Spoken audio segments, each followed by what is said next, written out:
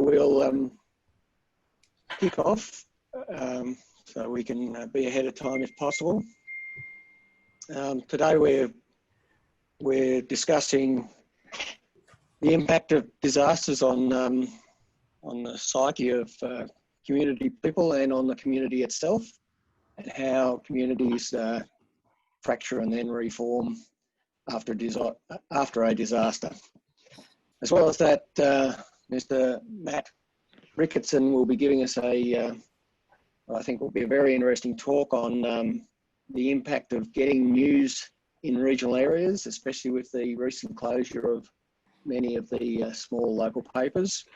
We'll also be talking about the impact of fake news on controversial topics like climate change.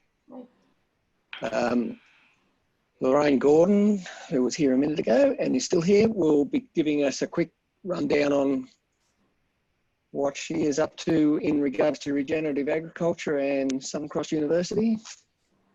And Denis Ginnivan will then wrap up the session on how communities can come together to restructure themselves and to find a voice so that they can be heard, because it's our experience that in disasters it's very hard to get messages to the right areas. And disasters don't have to be instantaneous like a bushfire. They can be slow-moving disasters like corona or a drought or many of the other things that are likely to impact us with climate change. So I was expecting that we were going to have a short address from Isaac Smith. Oh, it looks like he's there. Yes, he is. Isaac Smith is here. I'll just... I'm here, mate. Can you hear me? Yes, I can, Isaac. Thank you very much. Isaac Smith is the mayor of Lismore. And I must apologise. I didn't really know whether you were coming this morning, but that is good that you have. Now, look, Zoom's a wonderful thing, isn't it? You can slide in and out unknown. You never know what's happening. But anyway, Isaac is here as the mayor, and well, I guess without further ado, I'll call on Isaac to welcome everybody to Lismore and welcome everybody to country. You're on, Isaac. Thank you very much, Peter. I appreciate that, mate. And look, and thank you so much for everyone for being here and holding this forum. I will start with an acknowledgement. We are on Widgeable Wiable land here in Lismore. That's part of the Bundjalung Nation. So, you know, the fact that we're here talking about resilience, I think is a really important time given what's going on, not just in Australia, but across the world. There's a wonderful term in Bundjalung called a banam. A banam is the person who is the knowledge holder. And I think one of the wonderful things we're discovering now as we look at issues that are facing our agricultural sector is that the knowledge holder can be anybody. We don't lift up one individual as the person who holds everything. So this notion of banam is one that the person who has the information should be there and available so people can go to them and find that out and share that knowledge. And I think that's exactly why you're here right now and why this group is meeting. So it is an honour to be here on Bundjalung land. It's an honour to acknowledge those elders past and present, but acknowledge the banam, the person who is the knowledge holder, like the many people here in this forum who are going to share some fantastic ideas about resilience, really, and what we need to do as a community to make sure that our agricultural sector and therefore the rest of our city survives and thrives. So look, it's great to see you here, and welcome to everyone. Good to see so many familiar faces. I hope we can continue these meetings in the future, and I guess we're all looking forward to being face-to-face at some point, if not end of this year, maybe early next year. So thank you very much, Peter. Thank you, Isaac. Well, I've got just a couple of things to let you know. There is a poll on Slido for those of you who aren't familiar with Slido. If you're on your computer or your phone, type in Slido, sli.do, and you'll get to the Slido account. It'll ask you for a code. The code is Resilience Lismore. You enter that in and you'll be able to do a poll, or you can ask questions if you've got questions throughout the forum. The other way to do that is to go onto the chat section at the bottom of the Zoom meeting and put your question in chat, and we will do our best to read them out to the relevant speaker so that they can be answered. Right, I think that's all the housekeeping. I'd now like to call on Dr. Rob Gordon to kick off the forum this morning. Rob has spoken at each of our forums and has had a lot of very good feedback about how informative his work is, and also it gives people a greater understanding of what is actually happening to them and why they feel the way they do and why things are running out of control. So hopefully you'll all get something similar out of that this morning. So I call on Rob. If Claire can good morning, Peter, and good morning, everybody. So my studies of communities after disasters began back in 1983 when I was part of a children's hospital team working in the Macedon area doing counselling for children and families. And I worked in that area for 4 years, going up there on a weekly, then monthly basis. And halfway through that time, we had another disaster around Maryborough, another fire. And I realised as I was visiting these two communities that were 2 years apart in their recovery process, that there were certain common phenomena happening, certain common community processes. And that set me on a long train of trying to form an understanding of what's actually going on here. And it's, I came to the conclusion it's the interface between the psychology of the individual facing a massive, unusual threat experience and the effect that has on their connections with their community. And then when you multiply that across the community, you see a community-wide process. The community is a thing in itself that has its own life cycle and its own responsiveness. I want to share with you a model that I've evolved over the years to try and help us map this process. And I understand that when we talk about climate change, we're not talking about something as clearly defined as a bushfire. We're talking about a slow, gradual change with periodic disruptions and back and forth and so on, but a pervasive effect on every area of our life. So I'll come back to that in a minute, but I want to cover two basic areas. I want to first describe what we can see happening to the community as an organism in its own right, and how there is a process that is predictable and understandable, and it helps us to map our management and our responsiveness to it. The second thing I want to do is say a few things about the stress experience that people have as they go through this, and why it is that that stress process helps us do some things, but seriously undermines the most important things we need for resilience. So I'm going to share my screen here and see if we can get up the display.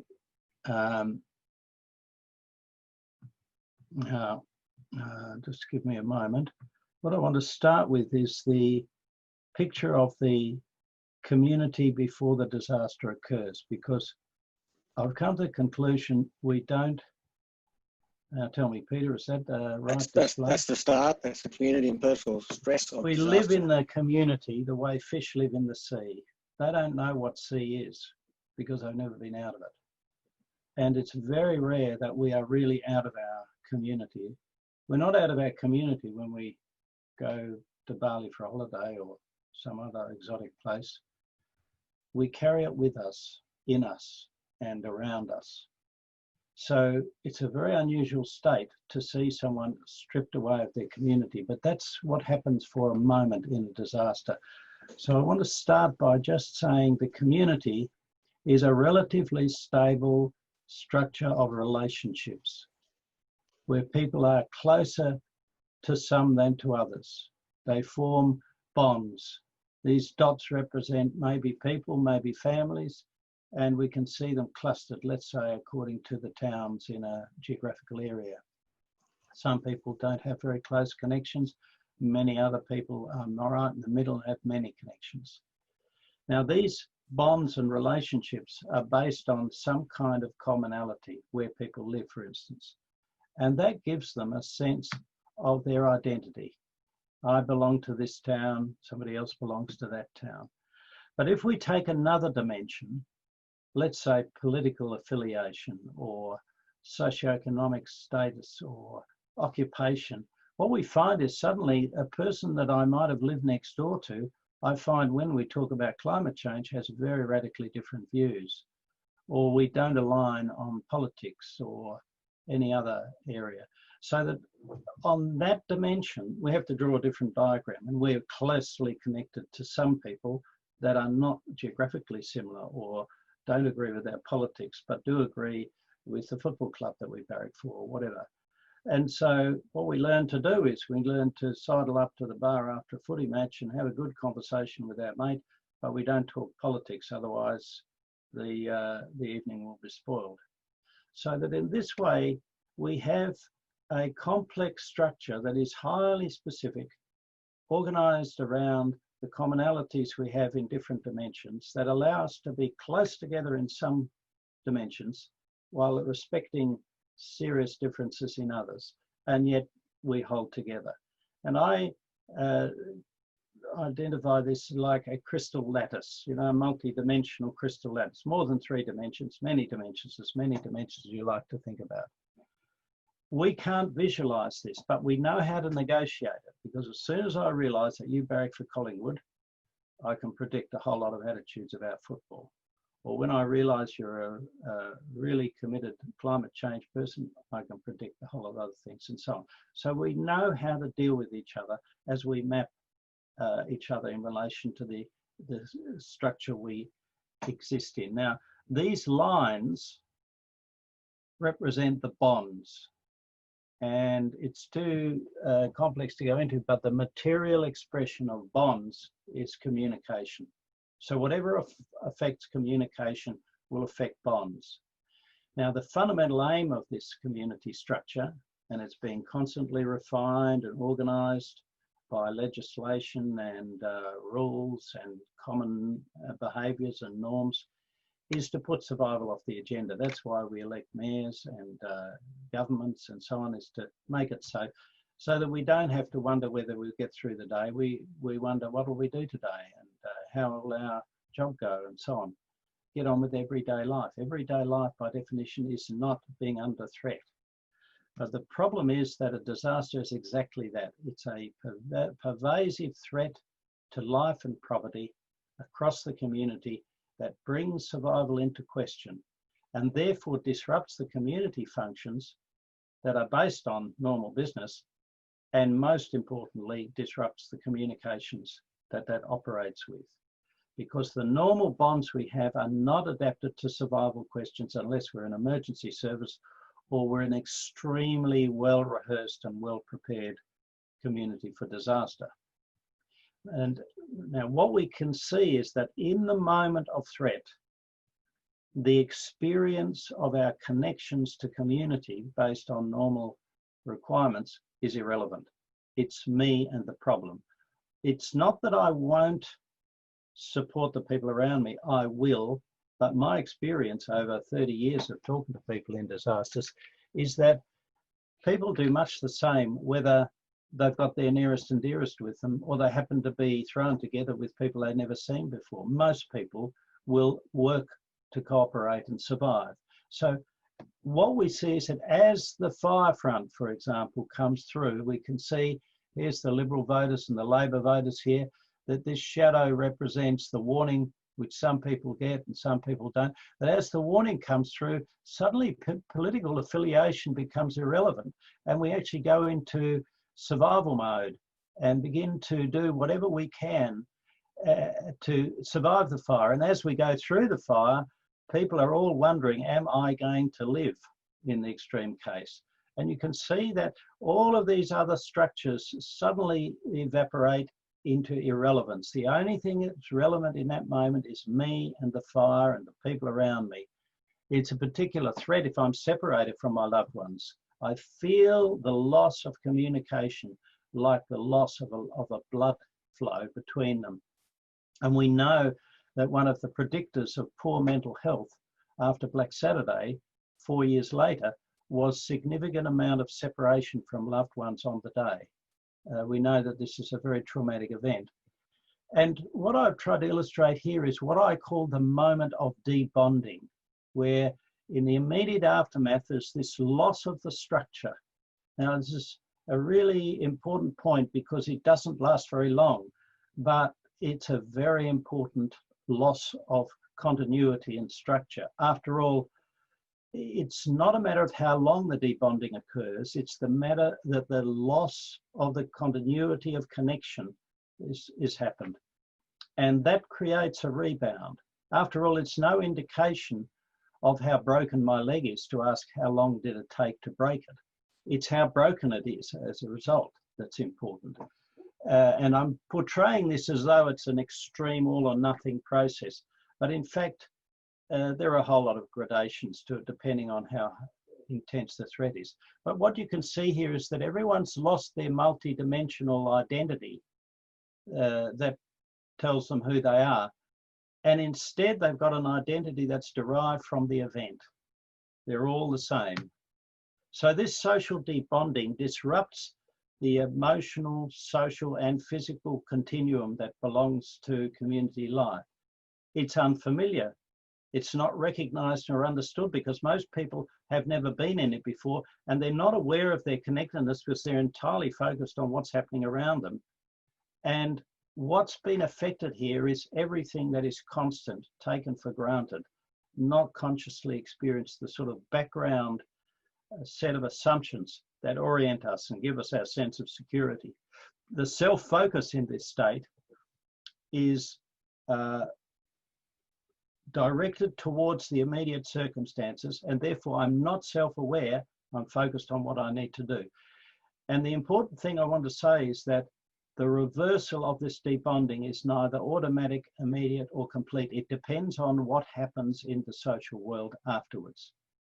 I can tell you that serious, complex post-traumatic stress disorder, I work with people with this kind of condition, that doesn't go away for years, is associated almost always with a failure in the aftermath to actually be brought into a supportive community fabric. That's when recovery begins. So therefore we can say resilience has to do with the reappearance of all that's taken for granted, that assumptions, that continuity, that security. But it's not necessarily what happens. And what we find is that in the aftermath, everybody then comes together, begins communicating as best they can, rushing around, helping people, putting the embers out, rescuing people, finding out what food is needed, and meeting immediate needs. There'll be some people that leave the area, but for those who remain together, we've got a very different social structure. We've no longer got that complex crystal lattice, allowing all sorts of differentiations, and all those differentiations allow us to recognize who's got information and who doesn't, who's got expertise and who doesn't. Here, everybody is homogenized relationships. Everyone's communicating animatedly on the basis that it appears we've all been through the same experience. And I call this the state of fusion. The bonds are close and strong and highly emotional. And in this structure, rumors and myths abound, along with facts and helpful information. And it's very hard to tell the difference because of the indiscriminate communication, all delivered in very high arousal. And what we know is that in a very short time, a boundary will form around this system that will tend to separate it off from the surrounding community. And anyone who's been involved in bushfires or whatever will have a sense of how intense this experience is. And often the instinctive reaction of people in this boundary when helpers come in and they have to puncture the boundary to get in after a few days. And then everyone says, look, we're fine, we can handle this, we've been through this before. What would you know about it? You weren't here when we needed you. We can't sit around and talk all day. Can't you see what we've got to do? Go away and get out of our way. And so this boundary is in one way very important in producing a coherence and a containment of this structure, but it also tends to exclude. We all have that tendency when we go into this high adrenaline. Oh, I can do this, go away and leave me alone. But we can't do it in the long run. And in that state of high arousal, we're only aware of the immediate needs. And so the real task of disaster recovery is, how do we get from this fused, tightly knit plum pudding of a structure back to this highly differentiated, complex, multidimensional social fabric that supports daily life? Because the fusion doesn't support daily life. It only supports survival in extreme conditions. And if the community's got good training and good structures, and those structures hold, the fusion will not be so severe. But if they haven't, the more extreme the event, the more disorganized people are in the debonding, the more they go into this plum pudding. And so we can say that this recovery process is a process of social differentiation, which involves transition from this to a new sustainable structure that integrates the new emerging structures with the old structures that need to re-exist. Serve recovery, create a new future. But when we look at any community, if the psychosocial differentiation, if the planning and organisation isn't able to be consciously managed vigorously enough, early enough with this highly fused, highly emotional community system, it starts to come about by the default way in which people and communities develop distance and organisation, and that's through hostility, antagonism, competition, anger, and negative emotion generally. And we see this after every disaster. Conflicts breaking out, anger. And I was told by people who apparently knew more than me, you can't do anything about it. Everyone's angry and upset because things have gone wrong. We just have to accept the anger and ignore it. And we'll see that in many ways, emergency services are used to dealing with angry community members. But if you look back in social theory, and I did this right from the 50s onwards, the researchers were able to show that there are very specific circumstances when social conflict breaks out. And that is when you've got a social system that has inadequate boundaries and organisation. People are indiscriminately thrown together. Their differences are not recognised and respected, thrown together without recognition. We'll see it in rats. If you put too many rats into a cage, they all start eating each other. If you don't have so many rats, they form family groups. All this research has been around for a long time. And so what we can say is that social conflict in the fusion is a sign that there's a failure of organising constructive differentiation, and therefore the community is actually having to tear itself apart through conflict. And we see this as the differential impacts of the disaster start to grow.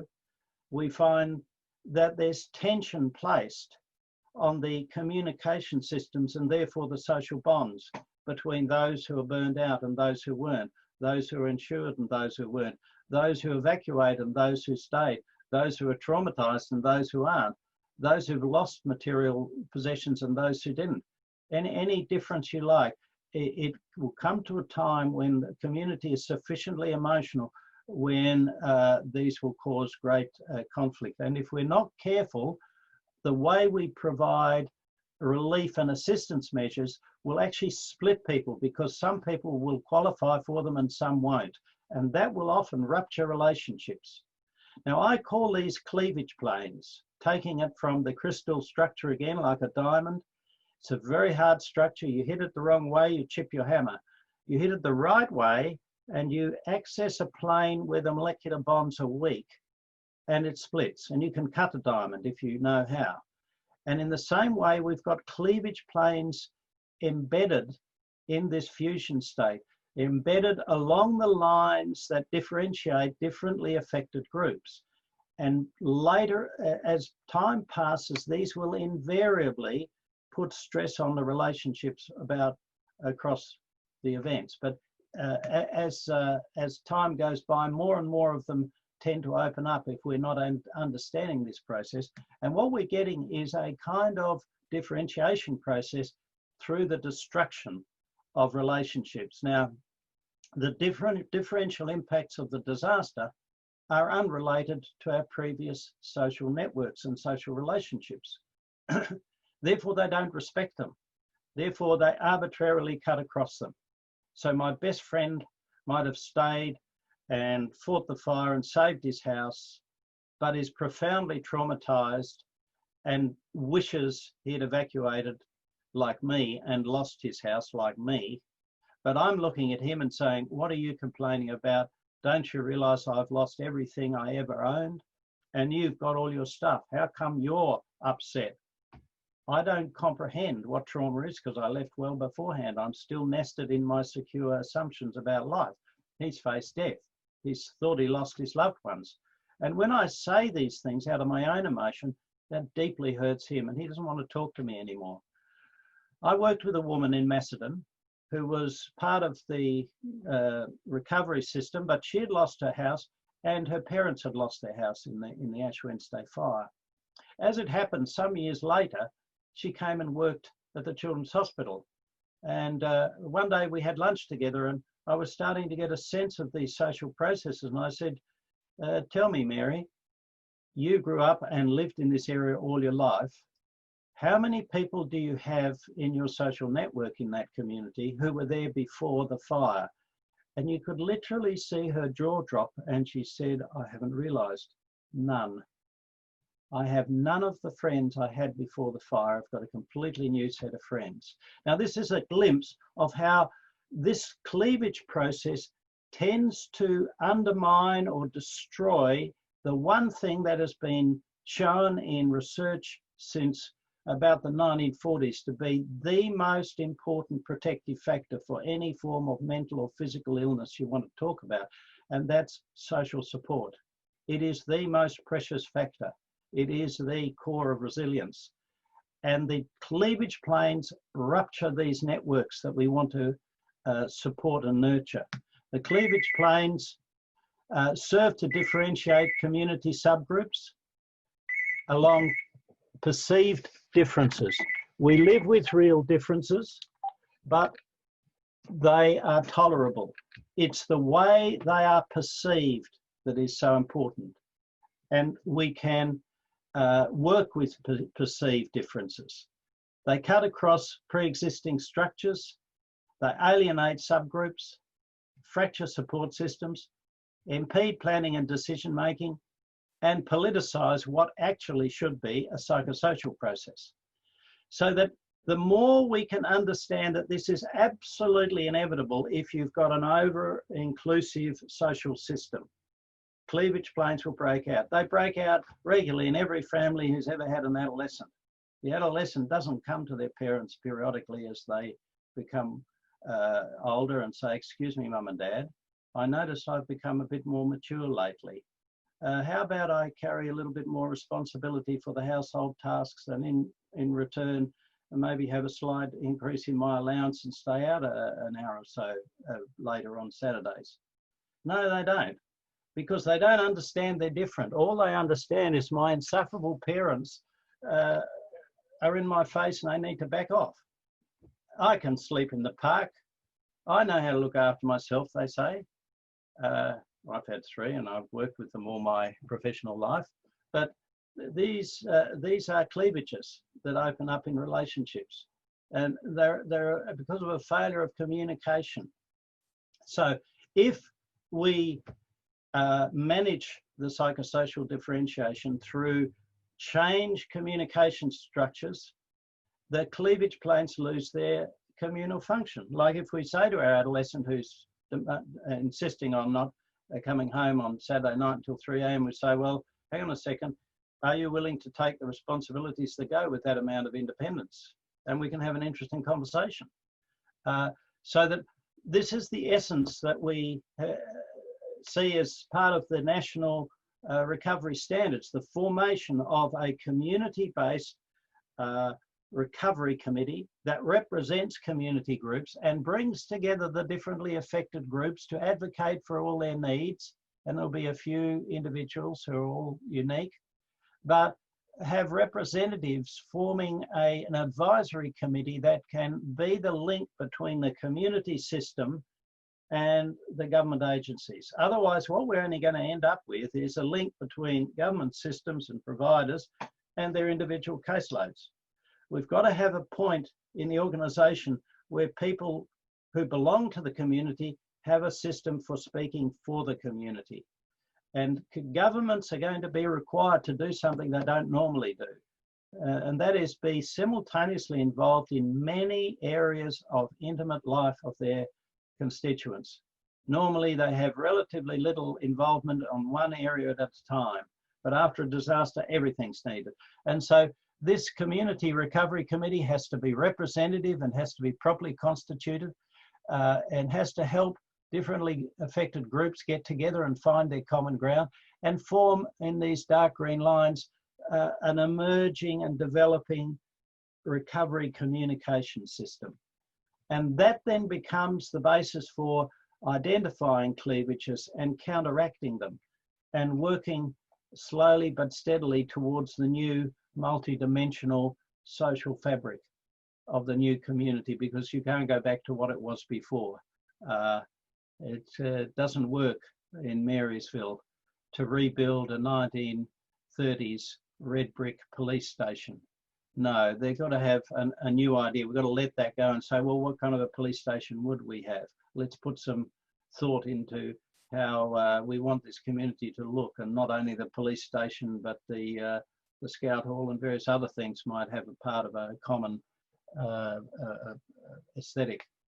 So that constructive differentiation is supported by community participation, validating emergent groups and including them, new communication structures, a common fund of potential information to suture up the cleavages, active management of social tensions and inequality, and most importantly, consistent relief and assistance measures.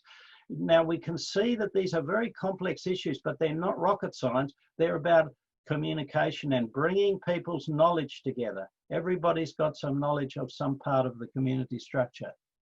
Now, I've described this as though it's a nice, tidy sequence of phases. Human affairs are never tidy, therefore disasters are not tidy. When I went to Shepparton in the latter stages of the big drought and presented this, saying, look, this is what we see in bushfires and floods and so on.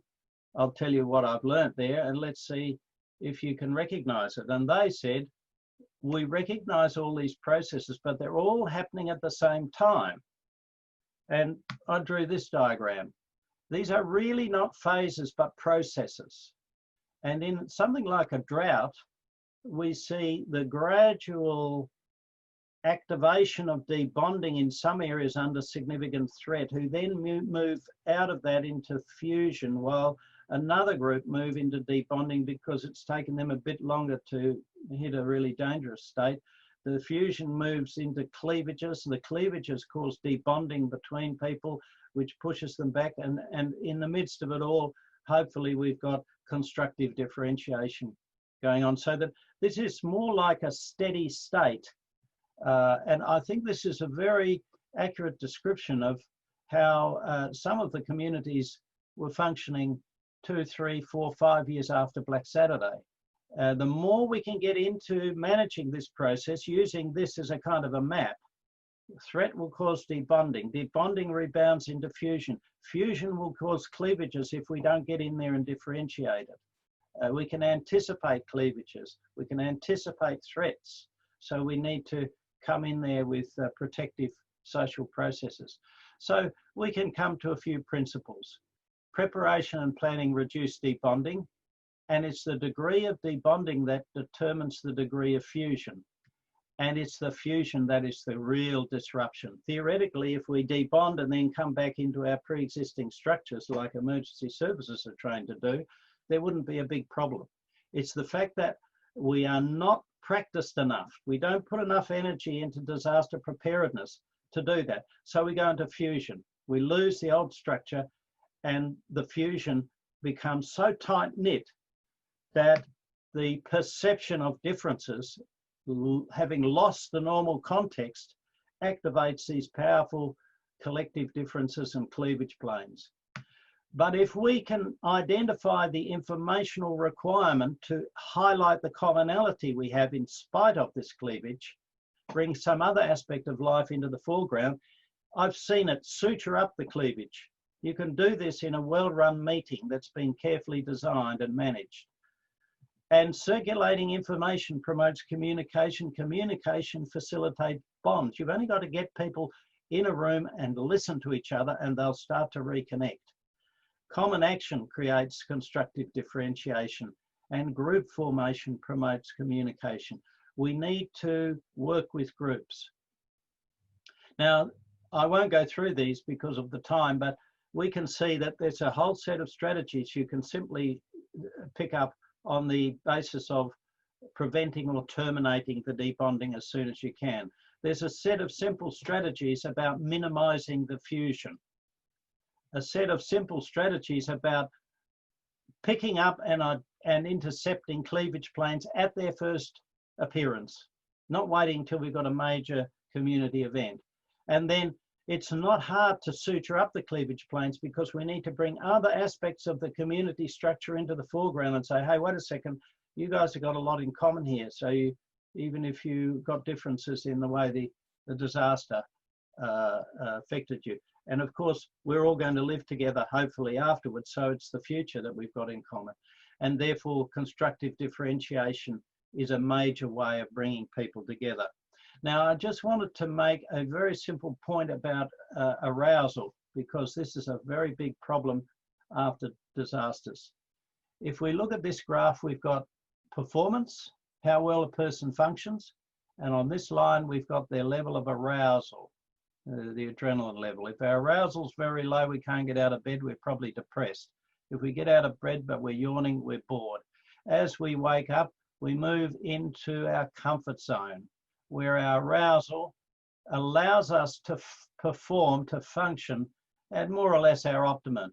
But if the arousal continues, then we start to move into stress zone. If the arousal gets too high, then we go into trauma. If it's extreme, we don't function at all. So this is the bell curve. And we all oscillate on this curve from day to day, from dawn till dusk, and so on. Now, when we have the initial impact and go into that adrenaline mode, we have this massive charge of adrenaline that orients us to here and now activity, as these men are rescuing a woman from a cinema fire in Calcutta many years ago. This man is in adrenaline mode, and you can see he's barely aware of the people around him. He's got tunnel vision for where to take this person. He's not thinking, they haven't waited long enough to get her in a safe hold. But if you have a look at his face, all of their faces show this blank expressionlessness. And what that indicates is a shutdown of the feedback system. When we're in adrenaline, we're not self-aware. We're only aware of what we need to do. And paradoxically, we're in a very egocentric state. I need to do this now. Get out of my way. If you try and say, hey, you look stressed, has anyone ever said it to you? Hey, you look really stressed. You should take a break. You say to them, excuse me, would you mind leaving me alone? I've got a lot of work to do. Only you say it in 4-letter words, because you have no emotion. You have only arousal in this state. And we know that adrenaline produces endorphins that shut down pain receptors. We don't feel pain. The pain is felt by the bystander here. This man in a grimace of pain, empathy, fear, whatever. These people are not feeling emotion. And so therefore, the longer people remain in adrenaline mode, the more disconnected they are with everything that involves long-term recovery. They're fantastic for getting people out of buildings, but not for making long-term plans. Once the threat subsides, we move out of this acute stress state. The acute stress state is, I've got a massive problem and I must do something about it now or it'll be bigger.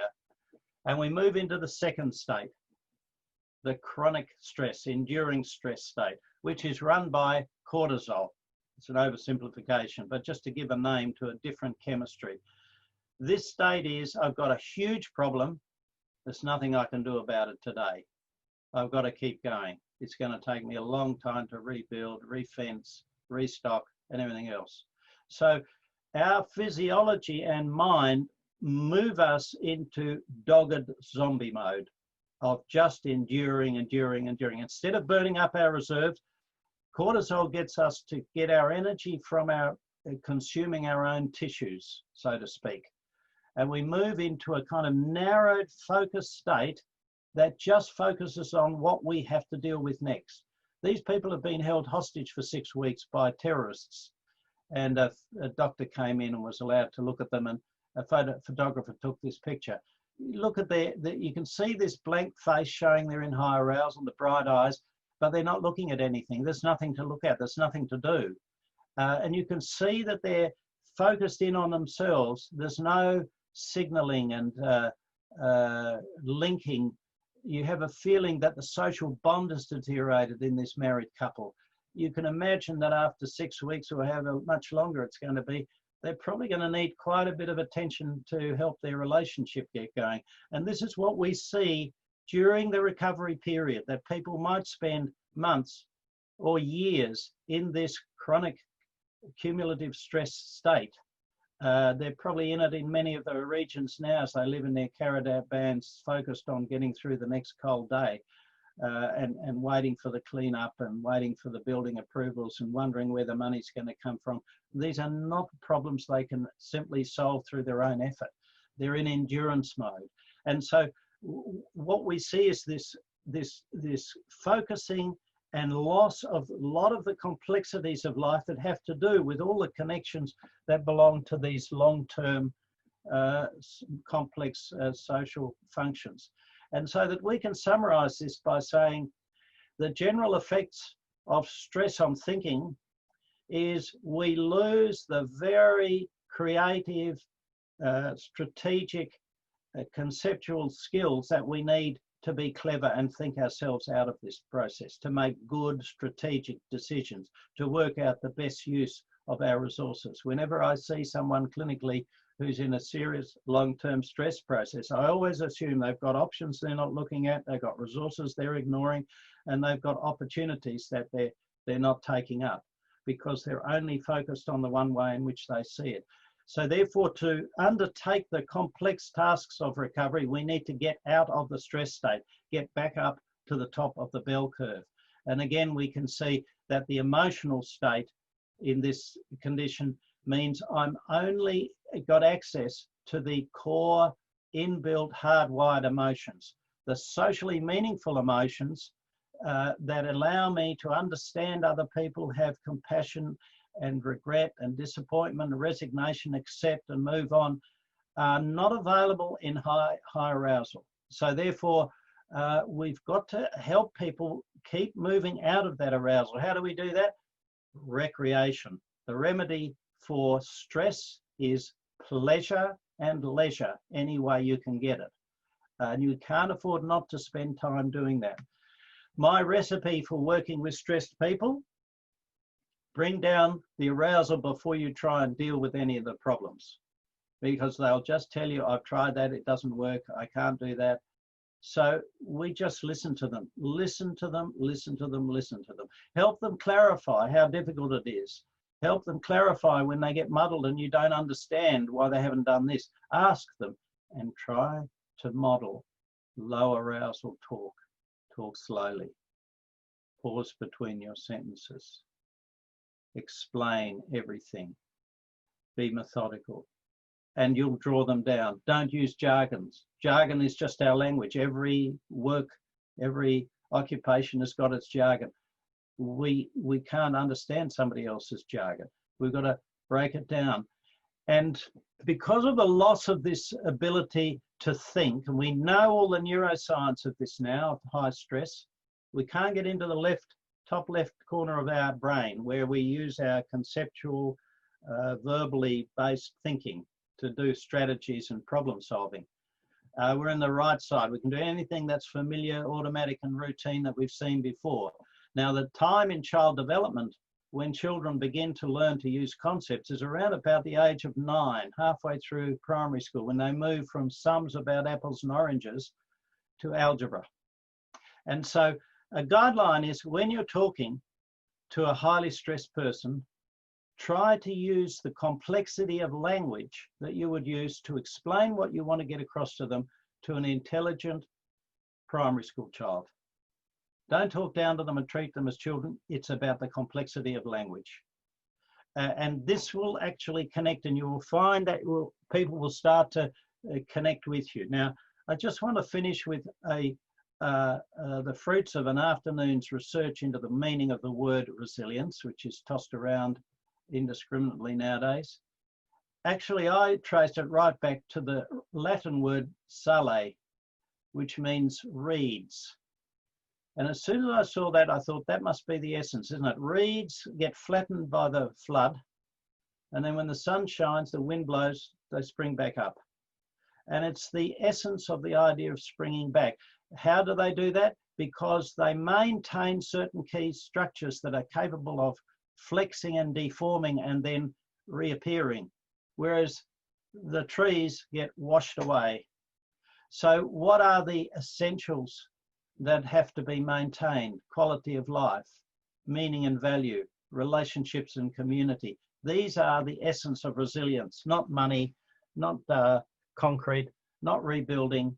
It's very important for a family to hold their family life together and rebuild as they are able to, rather than putting all of that aside, rebuilding a house, and then finding the family's not working 3 years later. There are a whole range of contributors to resilience. These slides are available, so I won't go through them, but I want to actually finish with this concept, that we've got our very familiar resilience factors, but at the same time, we can put in the stress state desilience. I made the word up, desilience factors that do the opposite, that undermine our recovery and convert recoverable losses into irreversible changes in our life. So look, I'll leave it there and see if anyone's got any thoughts. Thank you, Rob. That was most interesting. Now, we do have a couple of questions, and as we're running pretty well to time, I'll ask those questions. One comes from Ruth Rosenheck, and it is it possible that new groupings have a positive benefit? Yes, it's essential for us to form new groupings because issues will change. There will be, people need to work together in ways they didn't have to before. People who didn't normally know each other are brought together because of the common issues they have out of the disaster. And there'll be many people who will have lived comfortably in the environment, but never really been part of the community. And so they need to be brought together. So this is where you may be able to use as the nucleus of your recovery committee, a pre-existing committee.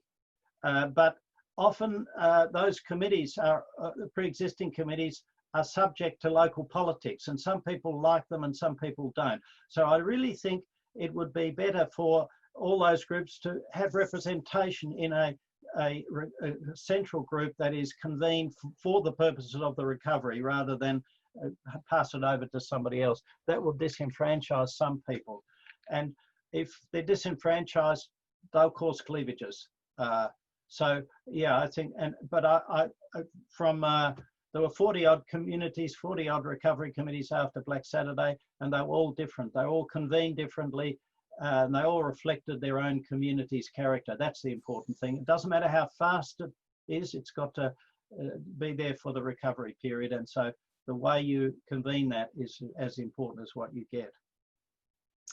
Thanks, Rob. Now we have another question, which kind of leads into our next speaker, Matthew Ricketson's talk. So it might be a good lead in, and it's from Matt Murphy, and it says, how does this theory apply in a world where climate change misinformation and conflict on the issues is driven by social media misinformation, News Corp and Channel 7 edited? Yeah, thanks for asking that. Actually, these populist media and social media are organs of fusion, chronic fusion creation, creating emotionalizing, simplifying, stereotyping. And these are extremely unhelpful.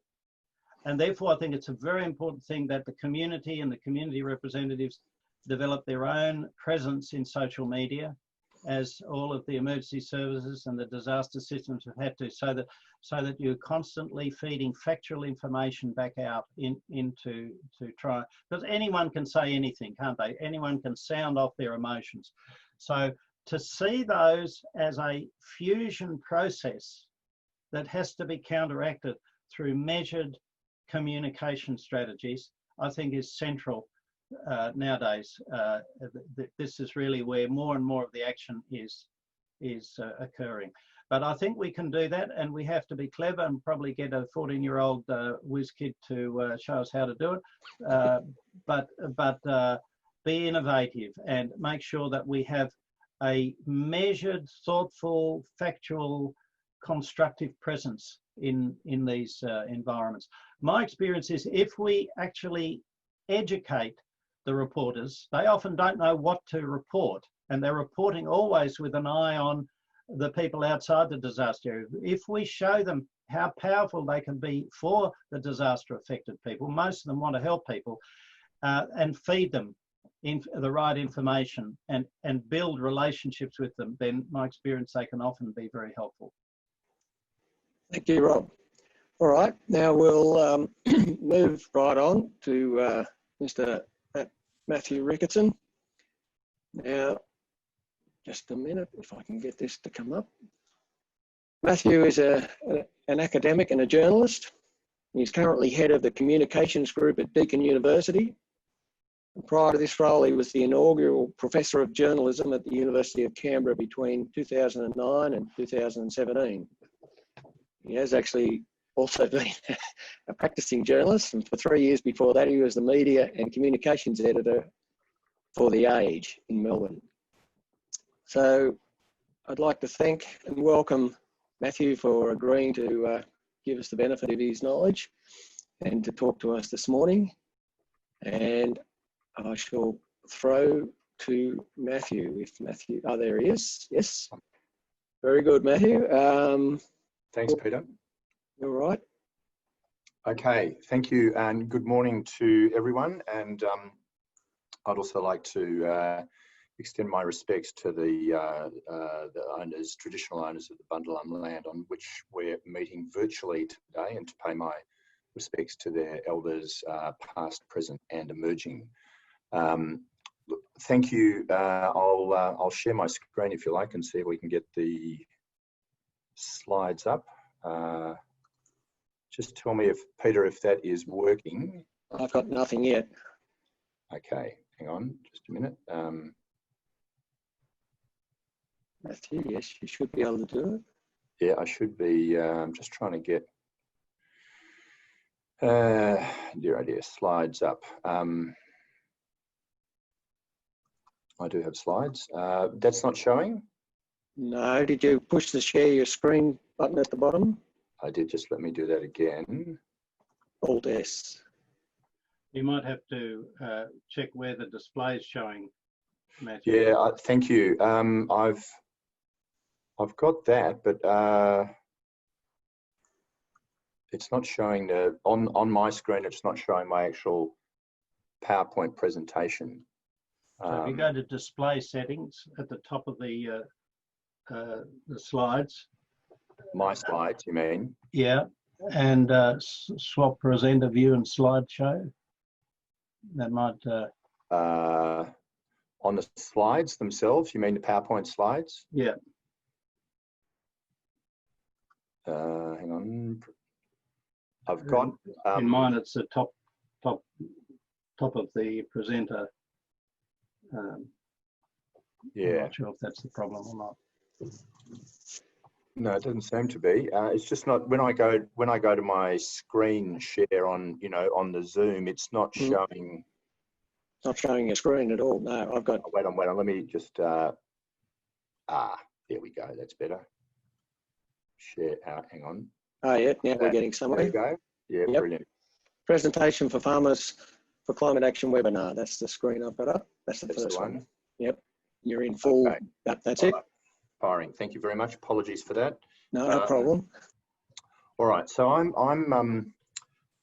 there's a few main topics I wanted to share with you today, as per Peter's briefing. The first is, what is the state of local and regional and rural news in this country?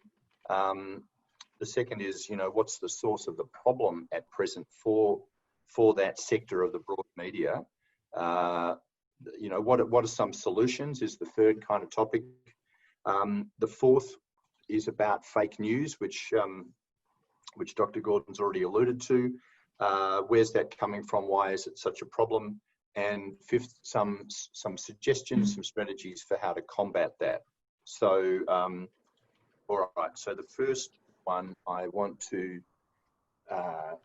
run through a couple of slides here to give you some idea of what's happening in the local and rural and regional media now. And if the typeface of the various titles here is small on your screen, don't worry in a sense, or don't worry about that. Worry more about the sheer number of titles that are owned by News Corporation Australia, which is the largest media company in the country, and that company has recently announced that they are either closing or making digital only, that is stopping printing the physical newspaper anymore for all these titles. And this is the first slide is for Queensland. The second slide is for New South Wales, and it includes suburban newspapers in Sydney, such as the Fairfield Advance, the Manly Daily, etc. So that's Queensland and New South Wales, and this is in Victoria, in Melbourne, which is where I am at present. And these are the suburban newspapers run by what are known as Leader, the Leader newspaper titles, Stonington, Mornington Peninsula, etc., Mordialloc, Chelsea News, and so on. Mordialloc Chelsea News is actually, so happens, was the newspaper I first began working on many years ago in journalism in about 1981. So there are those, lots of them, as you can see. Haven't even mentioned titles in South Australia or Tasmania or the Northern Territory that News Corp Australia recently announced was either closing them or they were going to be digital only. And the numbers are not really clear here. Some of the information that's come out from News Corp has been a bit confusing, but as best I can work it out, and my source here primarily is crikey.com.au from late last month, and also the Public Interest Journalism Initiative, which has also been tracking this development, that there are 36 regional and suburban newspapers that have closed entirely, and more of them, 76, are going to online only. And I think that includes the Northern Star up there in Lismore. But obviously, it's not where I am, so I don't have intimate knowledge of that publication. So happy to hear more about what's going on there.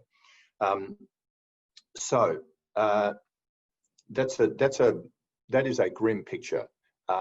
And I wanted to also say that it comes on top of not a benign media landscape, if you like, but actually one that was already experiencing significant problems. So between 2008 and 2018, 106, or about 15% of the total number of local and rural and regional newspapers in Australia closed. Okay, so that's before what's happening just recently.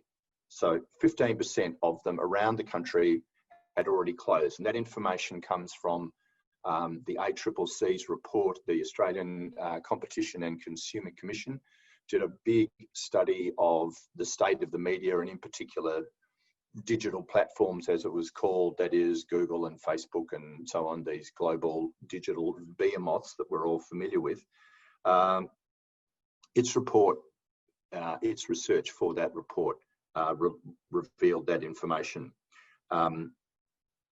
And so in that context also, I'll come back to this in a little bit later, but just to seed this thought for you, one of the other pieces of research that the ACCC did was to look at the 12 main daily city newspapers in the country, the Age, the Australian, the Herald Sun, the Daily Telegraph, Brisbane Courier Mail, etc., and looked at what was happening in various kind of, if you like, more specialised or topic areas of reporting, whether it was science or health or whatever it might be. And so what they found there was that between 2001 and 2018, there'd been a 42% decline in the number of articles about science in that time in those big daily newspapers.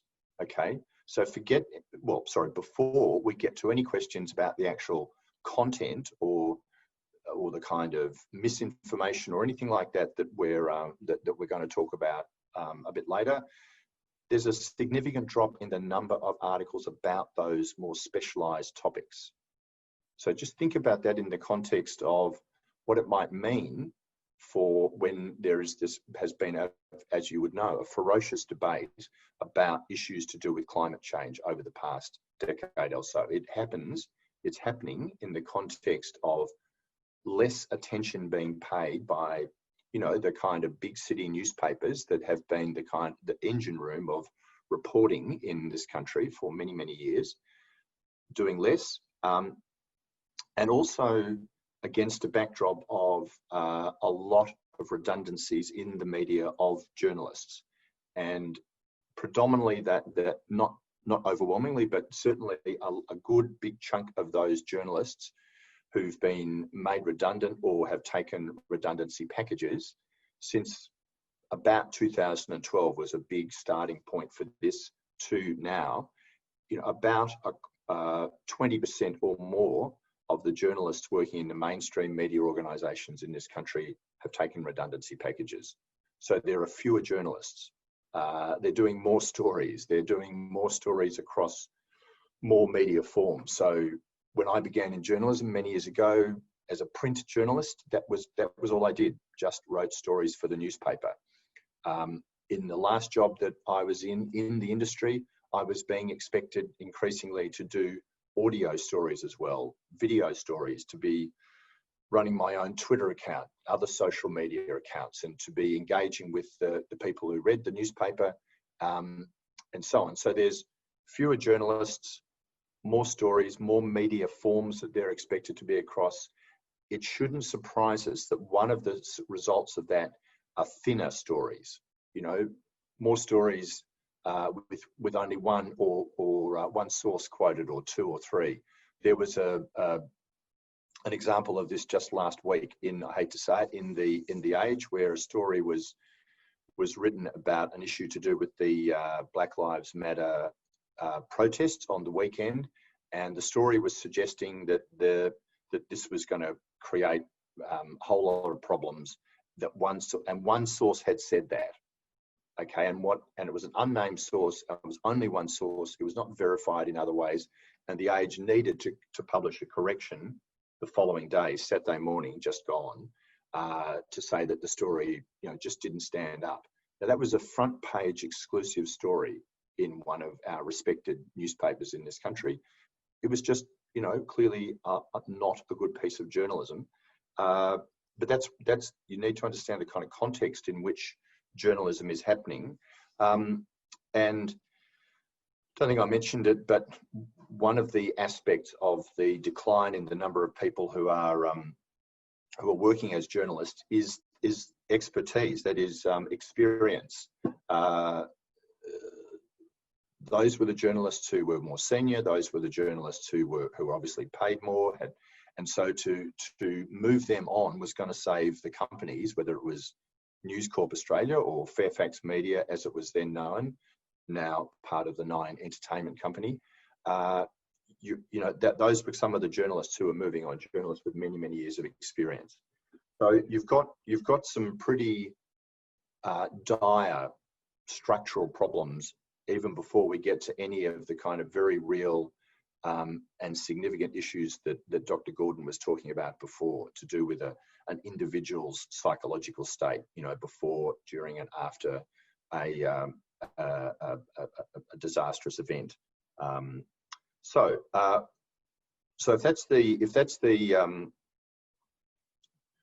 problem, if you like, fewer local, regional and rural newspapers, having fewer staff, having difficulty covering their basic reporting work. What is, I think, really important to understand is kind of how we got there. It didn't just, you know, grow up like a mushroom one day. There are structural problems in the news media which it's important to just spend a couple of minutes on, because they are leading to major problems and they're not going away, more importantly. And it's to do with the basic business model that has underpinned most of the media in this country for, you know, decades and decades, is a model that relies on advertising revenue. So whether it's your local newspaper in Lismore, here where I am in Melbourne, in the sort of city of Glen Ira, or whether it's a big city daily newspaper like the Sydney Morning Herald, the bulk of the revenue for those publications in the past came from advertising. The cost of the newspaper, a couple of dollars, $2 or $3, whatever it might be, you know, less than a cup of coffee, has not been the majority income source. And what has happened with the digital world, it's unmoored, or it's unhooked the relationship between those two. So advertising revenue has basically gone in all sorts of different directions online, whether it's little online sites, but predominantly it's gone to, as I said, these big global companies, Facebook and Google. And if you want to get an idea of scale now, have a look at the market capitalization for those companies. It completely dwarfs even Rupert Murdoch's News Corporation, which, as we know, is a global media outlet. It's historically the 900-pound gorilla in the room. It's often referred to. Murdoch now, compared to Facebook and Google, is a mere chimpanzee in this context, because the market capitalization is nowhere near as big as these other companies. So they've, in the words of one commentator, they've built a better mousetrap to secure people's attention for advertisers, because what advertising is about is getting to the attention of buyers. Historically, it's been newspapers or TV or radio that have done that. They can't do it with anything like the same amount of success that they used to. That's the key problem, and that's why the business model hasn't been working for about a decade now, despite all sorts of efforts on the part of various media companies to deal with that. They haven't been successful, and so we get to the global pandemic, which we've had now. We've been living with now for the best part of 3 months. It's aggravated. It has aggravated existing problems. It's wrong to think that but for the global pandemic, we would not have a problem. We already had a problem. It's aggravated it, made it worse. And it is a legitimate and urgent and disturbing question to think about. What kind of media will we have on the other side of this global pandemic? Because the signs are not good. The signs are that it's under enormous stress, and so on. So I'll come back to prospective solutions and what might be happening there or what might not be happening there a bit later. But I'm just thinking about the amount of time I have got and want to make sure that I can get through material, and then obviously if there's questions, we can have them. So one of the things that Peter asked me to talk about was fact-checking. I mean, it shouldn't surprise us that with the kind of environment that I've been talking about, that the ability of the mainstream news media to fact-check issues has diminished, and at the same time, again, as Dr. Gordon alluded to, with the with social media, which is where basically anyone, anywhere can say anything they want and it goes global or viral, even worse, you've got the enormous potential for misinformation, whether inadvertent misinformation, like you just happen to have seen something incorrectly and then tweeted it and that's incorrect, or whether it's more active misinformation being spread. And there is a good deal of evidence that both are happening. So what I've put up here for you, I've sourced this in a couple of slides time, but I'll mention it up front here. A former colleague of mine at the Age, who is now at RMIT, Gordon Farrer, he's centrally involved in the RMIT ABC fact check organisation. It's an initiative of partly funded by the ABC, basically run out of RMIT, and they will fact check all sorts of issues. Depending on how much resources they have, they will fact all sorts of issues. They did this during the federal election campaign last year. They were doing it before that. They're still doing it. So I was in touch with him, and he's provided me with some good material, I think, which obviously I'm passing on to you. And as I think Peter has already said, the presentation that I'm doing for you today will be available to anyone who wants to see it. So you can take these down, or you can just wait till that's shared. But okay, so here are two good fact-checking websites. The first two for issues to do with climate change, and they are both. I'll let you explore them in more detail yourself.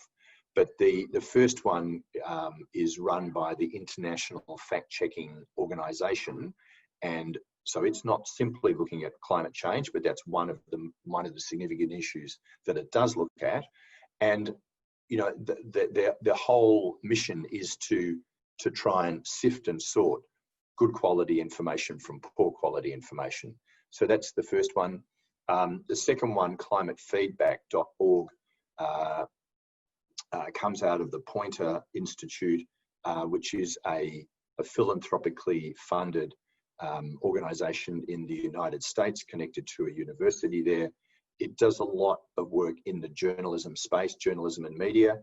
And so, but they have it for this particular site, they have experts in science, and in particular climate science, who will provide expert analyses of particular either new pieces of information or those kind of excuse me, tropes that keep coming up about that keep getting repeated, whether at your after Christmas lunch or whenever it might be, when everyone's had a couple of wines and too much plum pudding, and they start sprouting all sorts of bizarro theories about climate change and so on. So that's a good one. And I threw in one down the bottom as well from Gordon about the coronavirus, because that's obviously very present in our lives at the moment. Same idea, to analyse and provide and sift and sort the good from the poor quality. So here's some tips, if you like, from Gordon Farrer. As I said, I want to acknowledge his work, and got about 7 of them, and I think they're useful. But there's some things that you can do, that anyone can do, to just start to develop your own media literacy. Because what Gordon says, and I completely agree with him, is that it's one thing for us to have a robust media sector. I certainly want that. He wants that. I'm hoping all of us listening to this webinar would want that too. But that's not the only, or it's not the alpha and omega. We need to develop our own media literacy.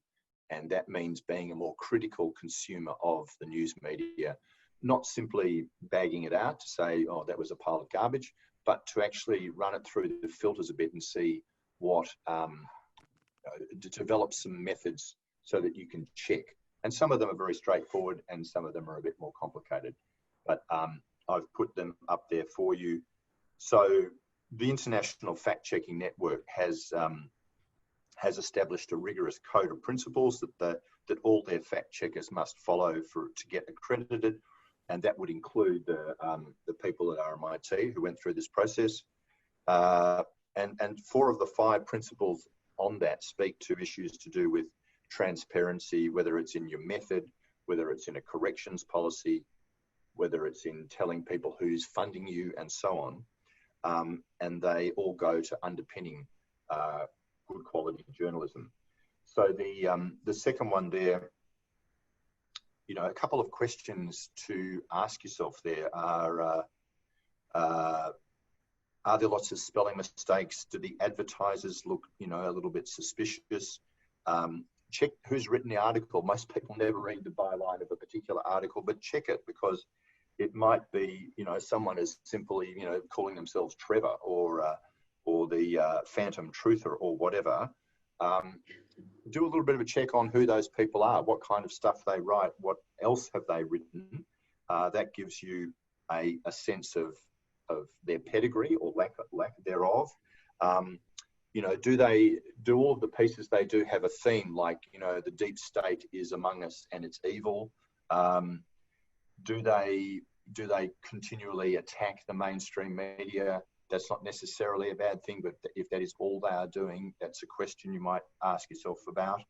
The third one is to look at the about section on the site. As you can see there, sometimes sites will have a little get out of jail clause for themselves to so that you won't necessarily know they're publishing information that is dodgy, but if you look into their site a bit more clearly, they will kind of tacitly acknowledge that. And the fourth one, check the uniform resource locator. Where does it? There's often, I'm sure you've all, like I have, been the victim, or if not the victim, then the intended victim of various scams. One of the ways to do that is to make the site look legitimate, but even if it is or if it isn't. So you can start to do that. So those are a few. Here's a few more.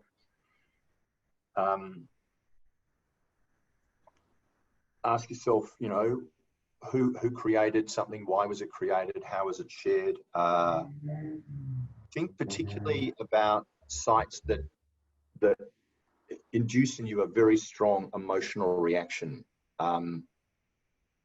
Some journalism does that, and quite legitimately so, but some other the term for it is often used is clickbait, but stuff that really makes you angry or amazed or shocked, ask yourself what's going on there. Is it because the information is genuinely, you know, outraging or amazing or shocking, or is this, you know, are your buttons being pressed deliberately? Think about the credibility of the social media accounts that are sharing information. There's a useful site there that Gordon has shared with us, Bot Sentinel, which you can just do a Google search on that, apply it to your Google Chrome or your search engine, but, you know, it works with Google Chrome, and it immediately starts running artificial intelligence filters through various sites to tell you whether they are, you know, whether they're legitimate or whether they're dodgy. So finally, the point he wants to make, and I agree with it entirely, which is be aware of your own biases. All of us have our own biases. And so if you can at least check yourself there a little bit and ask yourself some honest questions about your own biases, then, I mean, this is a very human tendency that we all have, but it's worth at least being a bit aware of it and having your own media literacy about yourself as well as about anything else. So I did want to mention, I'm just conscious of time, I had a couple of other slides going to how dangerous journalistic work has become. And if any of you saw Media Watch last night, it was very, you know, well summarized there. Excuse me. As in the campaign of misinformation and antipathy and hostility towards the news media that, in particular, the United States President Donald Trump has been prosecuting now for a number of years. I won't go into a kind of a Trump rave. Oh well, that'll be another 20 minutes, so I won't do that. But what I would like to just circle back to is the sorry, I'll just turn that off. What are some of the solutions for the problem if the business model of the news media is in trouble? What's being done about it? The short answer is from the news media companies themselves have been desperately trying to deal with this for the best part of a decade, and truth be told, they haven't really cracked the nut. That one of their prospective solutions has been to kind of go to federal government, if you like, and ask for either relief in the form of lowering the license fees for commercial television, things like that, or changing laws to do with the way in which media ownership operates to advantage greater concentration of media ownership, which at one level you can see why they wanted to do that, because they face an existential threat. On the other hand, it means we've got more concentrated media ownership, and it's harder for new entrants to come into the media in a meaningful way. Yes, you can kind of say whatever you want, wherever you want on social media, but does that amount to, day-to-day reporting in a local area about particular issues, whether it's the local courts, the local council, what they're planning to do, whether it's simply things like, births, deaths, and marriages in the local community. So the short answer is that the federal government has done not much at all in this space for the past 6 or 7 or 8 years. They have introduced a couple of programs. I won't go into great detail about them, but we can have a bit more discussion about them if you like in questions. But the summary I would say is that they haven't gotten very far. They're not really helping to solve the problem. And my final point in this context for the talk is to say it really is time that we had, as a country, as people, a proper conversation about what to do about the state of the news media in this country, because the business model is failing. There's clear evidence, not only from the bushfires and COVID-19, but from other issues, that people want more information and they want more good quality information. It's a business model problem which is not enabling that to be done at this stage.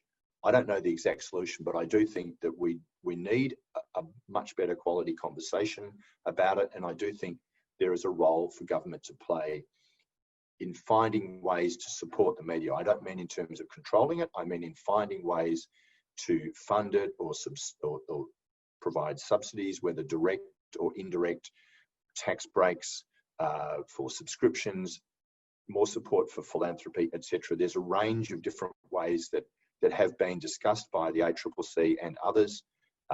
Again, we can come back to that in the questions if you like. But I will leave it there for the moment, so that if there are particular questions now or later, I'm happy to take them.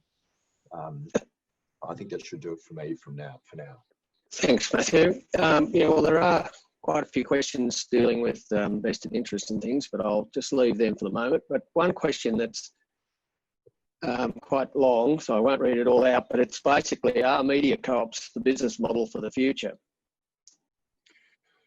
Well, I guess what I would ask there is, who would fund them? Like, what's the funding solution to the funding problem at the moment, or the business model problem? I don't know enough about how media co-ops operate, but that's what I would ask. If Parenberg has a little bit more information that they want to share about that.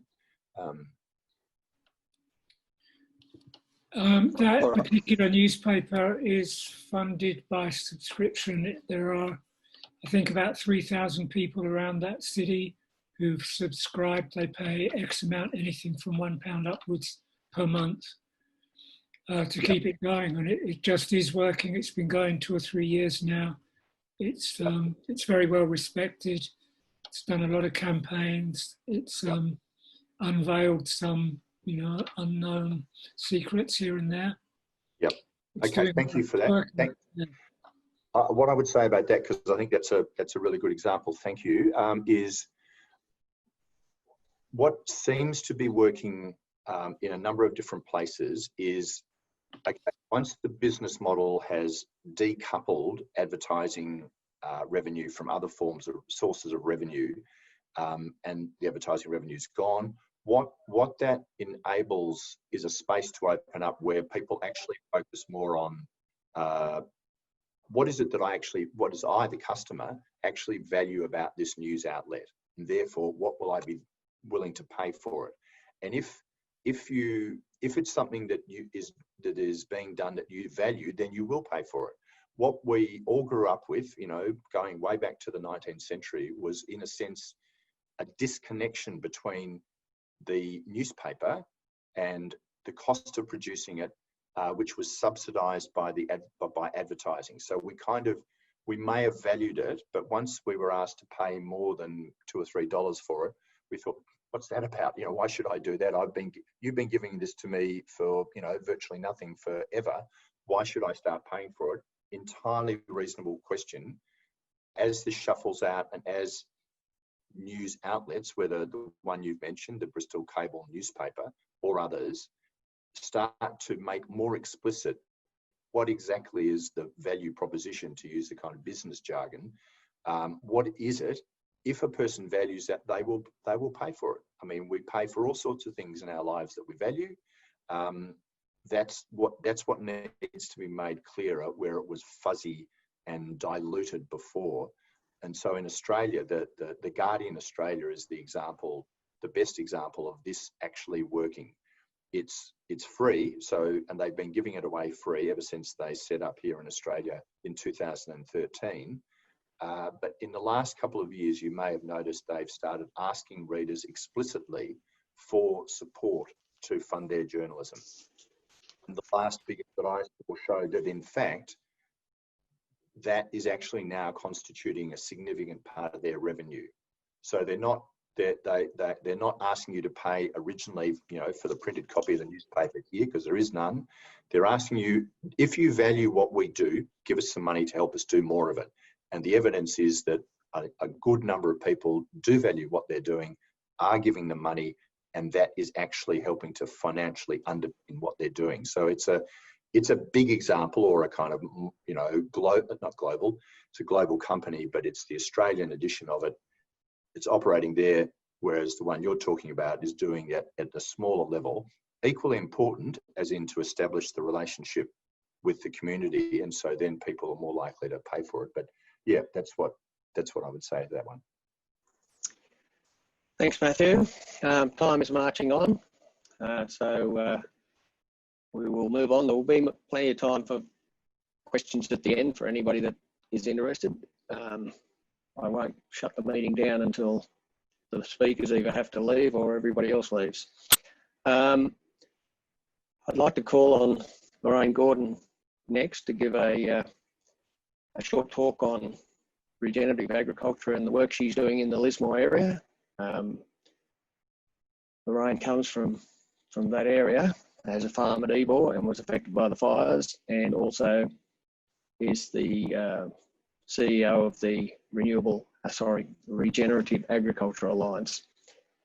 And not exactly sure of a relationship with Southern Cross University, but does have a relationship with the university. So I'll call on Lorraine. I'll just get you unmuted there, Lorraine. Lorraine, unmute. Yes, unmute. Hello, thank you, Peter. There you go, Lorraine. You're all on. Fantastic. Can you actually see? I can see yours. Yes, I can see your slides. And is it in presentation mode? Looks like it, yes. Brilliant. I love it when the technology works. Look, good morning, everyone. And look, I've got to say, I'm missing Lismore terribly. I'm up there usually up there every week for a few days. And since COVID, I haven't been up there at all. So I haven't seen my staff in months, other than through this screen, which is becoming very frustrating. But anyway, it is what it is. Look, what I'd like to just cover off in the short time I have this morning is just to touch on, my own journey of resilience over the past few years, which has actually included, you know, things like relationship breakdown, family health issues, drought, massive fires, floods, and now COVID-19 ramifications for my own business outside of university world. I also want to have, I guess, a bit of an academic look at what resilience means and sort of unfolding what resilience really is, and some of the principles that are around resilience. Also have a look at regenerative agriculture and what regenerative agriculture is and what it isn't. And then maybe share some financial opportunities on a more positive note for farmers, and where the future might be going for the farming sector. And just touch on some interesting research areas that people might be interested in. And of course, the most exciting part of all, our regenerative agricultural degree based out of Southern Cross University, and where we're heading with future education offerings. And hoping I can get to my next slide. Nothing's happened. Ah, there we go. So clearly that's me. Yes, now that's it. Can you see that okay, Peter? Can you see my screen? Yes, that's great. Working. So just a little bit of my background. I farm up at Ebor, Moffat Falls, on 1,000 hectares of red basalt soil, mixed pastures, both native and improved, and in a usual rainfall of 2,000 millimetres. Now, of course, we haven't seen that for a number of years, but that was our annual rainfall. So I'm a steer fattener, and we turn off about 1,000 steers per annum, buying in at around 250 kilos and turning off anywhere between 450 and now 600 kilos. It is holistic grazing and time-controlled grazing systems that we've used for the past 25 years. My organisation, or my company, is also carbon farming. So we have started that carbon farming process with the view down the track to be carbon trading. And we have quite a large ecotourism facility called Yarrandoo, where we do a lot of wellbeing and respite retreats and corporate team building. We've got cottages and cabins. We do guided fly fishing for trout. We've just started with a new aquaculture setup for smoked trout. And so we've got a number of enterprises running off our farm, which helps us, I guess, as a family farm to be resilient into the future, I hope.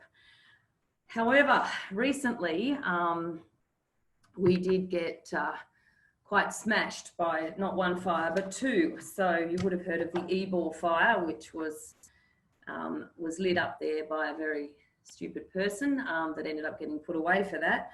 But that fire actually took what is basically Arctic beech forest, rainforest type country, which you can see on the photo on the left, absolutely just desecrated the whole countryside, which is the photo on the bottom. That was November last year. And now we're seeing some comeback from that and some regeneration in our landscapes. So my business and my ecotourism facility, my function facility, got absolutely smashed by the Ebor fire, about $950,000 worth of damage around the outside of that building and all the infrastructure that goes with it. And then the East Cat Eye fire that came up through the gorge managed to hit the farm and take out all of the boundary fences. So I've had a lovely few years, just to put it mildly. So, what is resilience? Well, it's the ability to live with change and develop with it. So resilience is an approach that moves beyond viewing humans as external drivers of ecosystems dynamics. And I think that's one of the really important things we'll even talk about in regenerative agriculture, the fact that, we humans are part of the ecology and how the whole system works. We're just, I guess, another critter on planet Earth. So we need to remember that we're not separate. And in fact, we add very little to the system. We actually extract a lot from it, but don't really add to it when you look at some other creatures on planet Earth. So the other thing about resilience is that there is a big focus on the fact that we are now in the period of the Anthropocene. We've heard a lot about that, where human activities fundamentally do shape the functioning of the planet. And we are at a tipping point. I don't think too many people would argue against that now. And one of the areas that resilience does focus on is these complex adaptive systems. And I'm sure most people have probably heard of complex adaptive systems, but basically it is the ability of the system to self-organise and adapt based on past experience. It's non-linear in its behaviour, and there is this element of uncertainty. So this brings me to some of the principles of building resilience. And I don't want to focus too much on this, but there are some things in this list that do need to be explained.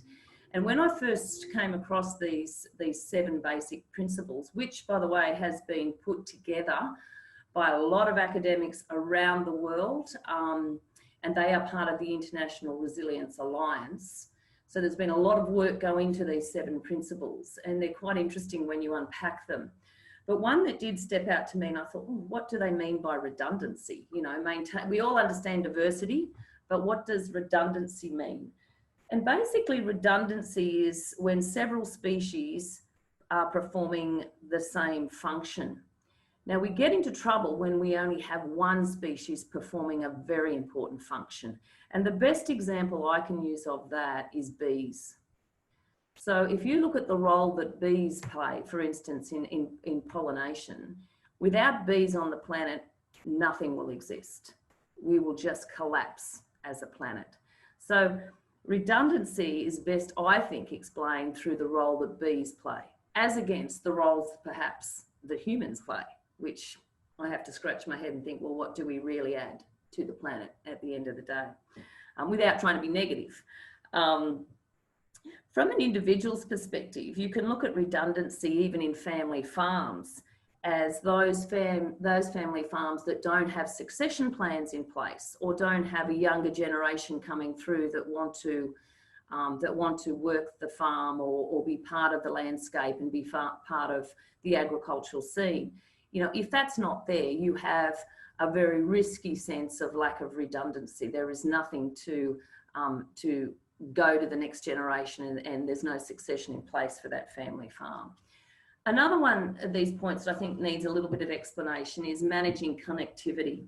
And connectivity is really how species disperse, how they migrate and interact across ecological and social landscapes.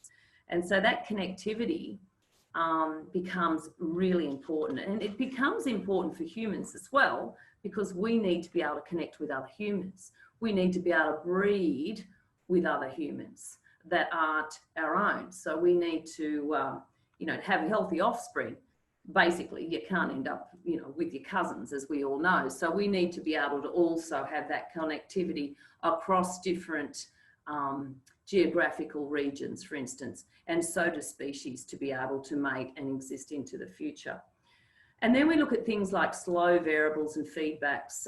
Interesting concept. What that basically means is a variable whose rate of change is slow and therefore often incorrectly considered constant.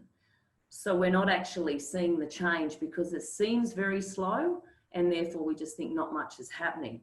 And I like to use the parable of the boiled frog. And I'm not sure if people have heard of that parable of the boiled frog. But basically, if you just plopped a frog into boiling water, it would jump out very quickly. But if you put a frog in cold water and slowly bring it to the boil, it doesn't actually know that it's dying. It's finished. And I think you can use that parable across a lot of things. People's personal lives, their social lives, their work lives. They often don't know they're in trouble, or even the landscape may not seem like it's in trouble until it's too late. Then we have things like, I'll just jump down, not wanting to go through all of these, but complex adaptive systems. And again, this is the capacity to self-organise and adapt based on past experience. It is non-linear in its behaviour and uncertainty. And places like the Great Barrier Reef, Kruger National Park, Yellowstone National Park have really shown what complex adaptive systems are. You know, there's so many variables going on all at once that if you take, if you take one aspect out of those systems, it can actually completely upset the balance of the whole system. And there's some really good stories around those examples that I've given. From a regen ag perspective, this is where complex adaptive systems really come of their own. And this is where the concept of holism comes in. So with regen ag or regenerative practice in general, there's a very big underpinning area called holism, and everything is about the whole. It's not about individual elements. It's not about looking at issues in silos. It's not about reductionist science. It's about holistic science and looking at the many variables that go on in complex adaptive systems. And we particularly see these in ecology, in agriculture, and in health. You know, not one human being and their health issues is the same as the next, because health is a very complex and ever adapting system. So that's complex adaptive systems. And I guess, you know, from the resilience perspective, I love the saying, I love the Doris Day saying of what will be, que sera, sera. And when you understand complex adaptive systems, you understand that what will be. And you then become more resilient because you learn to just go with the flow and just understand that you are part of a bigger system with many complex things going on, and that a lot of things are out of your control. Very quickly, we look at participation. Of course, that's about involving all relevant stakeholders, both in management and policy and governance, and the importance of that if you want to get some really good resilient outcomes. Polycentric governance, a lot of people say, what the hell is polycentric governance? Basically, that's what we have. That's what we have in Australia. So that's having a number of levels of government, local, state and federal. And a great example, even in COVID now, is that it's not up to the federal government to decide when the borders will open between states. That relies completely on our state government system to decide when that will happen. And having those checkpoints of various levels of governance in a country is, whilst we might scratch our head at times, is actually a very healthy and a very resilient system. And it's probably coming up as the best that we have at this point in time. So just remember that's at this point in time. Okay, moving along as quickly as I can. The emergence of alternatives. This is covered very much so in our regenerative ag degree. So it's a Bachelor of Science in Regenerative Agriculture. It has now become the biggest degree, agricultural degree in the country. And it hasn't even hit the school-based students yet, hasn't hit the school system. So they are at this point mostly mature age students, which is very exciting. So the regenerative ag degree does go through this, and this diagram is unfortunately quite linear, but it just shows that where we have come from on the agricultural journey. And of course, Indigenous agriculture is very, very old, way before our time. But then you've got the biodynamics, the organics, permaculture, natural farming, agroecology, holistic management, conservation agriculture, and now this big thing called carbon farming, which I will touch on a little bit later. So understanding problems and challenges, a holistic approach. Our whole regenerative ag degree is based on the concept of holism, and it looks at decision-making from a holistic context. And this is really, really important, because for a university to go down this path is quite brave. I mean, most of our scientific research and our teachings have been based on that, very much that silo approach of examining things under a microscope one by one and sort of analysing things in a very siloed way, and that's your reductionist science. It has its place, and that's a really important thing to remember. But the students that go through the Regen Ag degree will come out being able to look at a landscape and understand that there's a whole heap of complex systems going on here together, and know that what they need, and that may well be a reductionist study to get to the heart of a problem, but they'll be able to look at the landscape as a whole and know roughly that they've got issues and who they need to get in to help them in a team to be able to solve some of those complex issues. Again, even in the degree, we talk about the emergence of alternatives in farming and how this has come about, and this whole concept of holism. So each place is a dynamic entity with its own unique history and future, growing and evolving, forming and decomposing, continuously influenced by the larger system in which it is embedded. The important thing, and particularly in regenerative agriculture, is that every landscape is different. So there's not a hard set of rules that applies across the country, or, you know, this is what regenerative agriculture is. It means different things to different people in different contexts, in different landscapes, in different catchments. And that's really important to remember. It's not prescriptive, it's inclusive. And again, underpinned by the concept of holism. A few definitions of regenerative agriculture. Mine back in 2019 was leaving the environment in a better state than we found it. Every year I come up with a new definition, and that's again what regenerative agriculture is about. It's about, I guess, being on a journey to a higher level of understanding about our landscapes and our environment. So you're ever evolving, even in your own thought processes and your own knowledge, based on questioning what you're seeing and the journey that you're on. Here's another, I think this is a very good definition. Again, every individual, and we actually encourage this in our students, that when they start the regenerative ag course, we like them to come up with their own definition of what they think regenerative agriculture is, and revisit it every year as they start on their own journey, their own regenerative practice journey. So an interesting quote from Charles Massey, and I'm sure many of you have read his book, Science and Technology Rules. And this is where we've come from. A powerful faith in technology and industrial science, which holds that man can know everything in order to dominate and control nature, thereby further separating man from nature. Whereas regenerative agriculture is an approach that transcends multiple knowledge cultures and is comfortable in ambiguity. Everything cannot be known or controlled. All phenomena is complex and part of an interrelated whole. So there's some very different approaches. So here is a list of what at this point in time are more or less accepted practices for regenerative agriculture. And what people, when I often show this slide, I often get the aha moment from many farmers saying, well, I already do that. I already do some of these things I already do on my farm, but I wouldn't call myself a regenerative agriculturist. And the interesting thing is that most farmers probably do one or two of these things.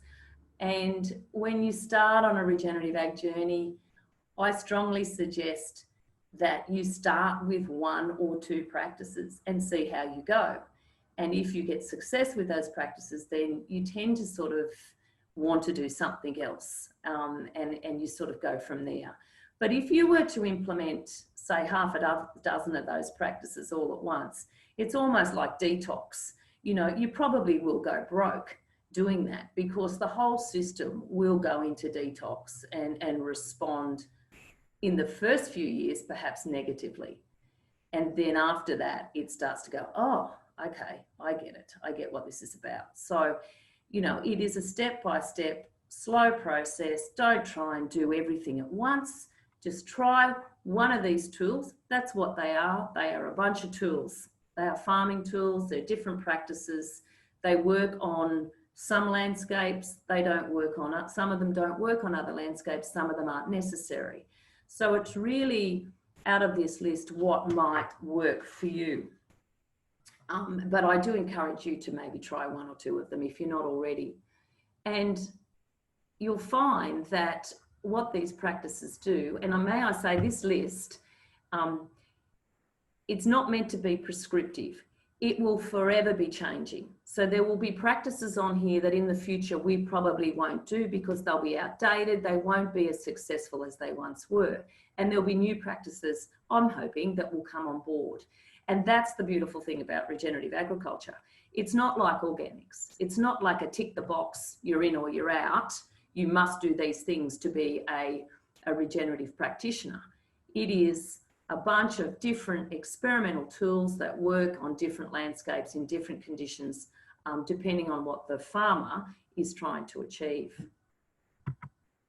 Some pretty pictures, and you can see we've got our much loved dung beetles there, and some composting, biological control, and of course that's the dung beetle showing some natural nutrient transfer and reducing chemical inputs, for instance, by using things like biochar or composting or pellets or so forth. And then you've got things like the time-controlled planned grazing, cell grazing, holistic grazing. They are all slightly and subtly different practices, and our students learn about the subtle differences between these practices. But basically, they are all based on stock density and adequate periods of rest. And that's really important to remember. So underpinning them is these levels of stock density and then periods of rest to let the pastures recuperate. So students learn about all of these different things in the course. And then there's, of course, how water moves through the landscape, a really important element. If we are going into a period of less rainfall, which is what is predicted, we need to ensure we capture that rainfall into our landscapes and not have it run off and take our soils with it.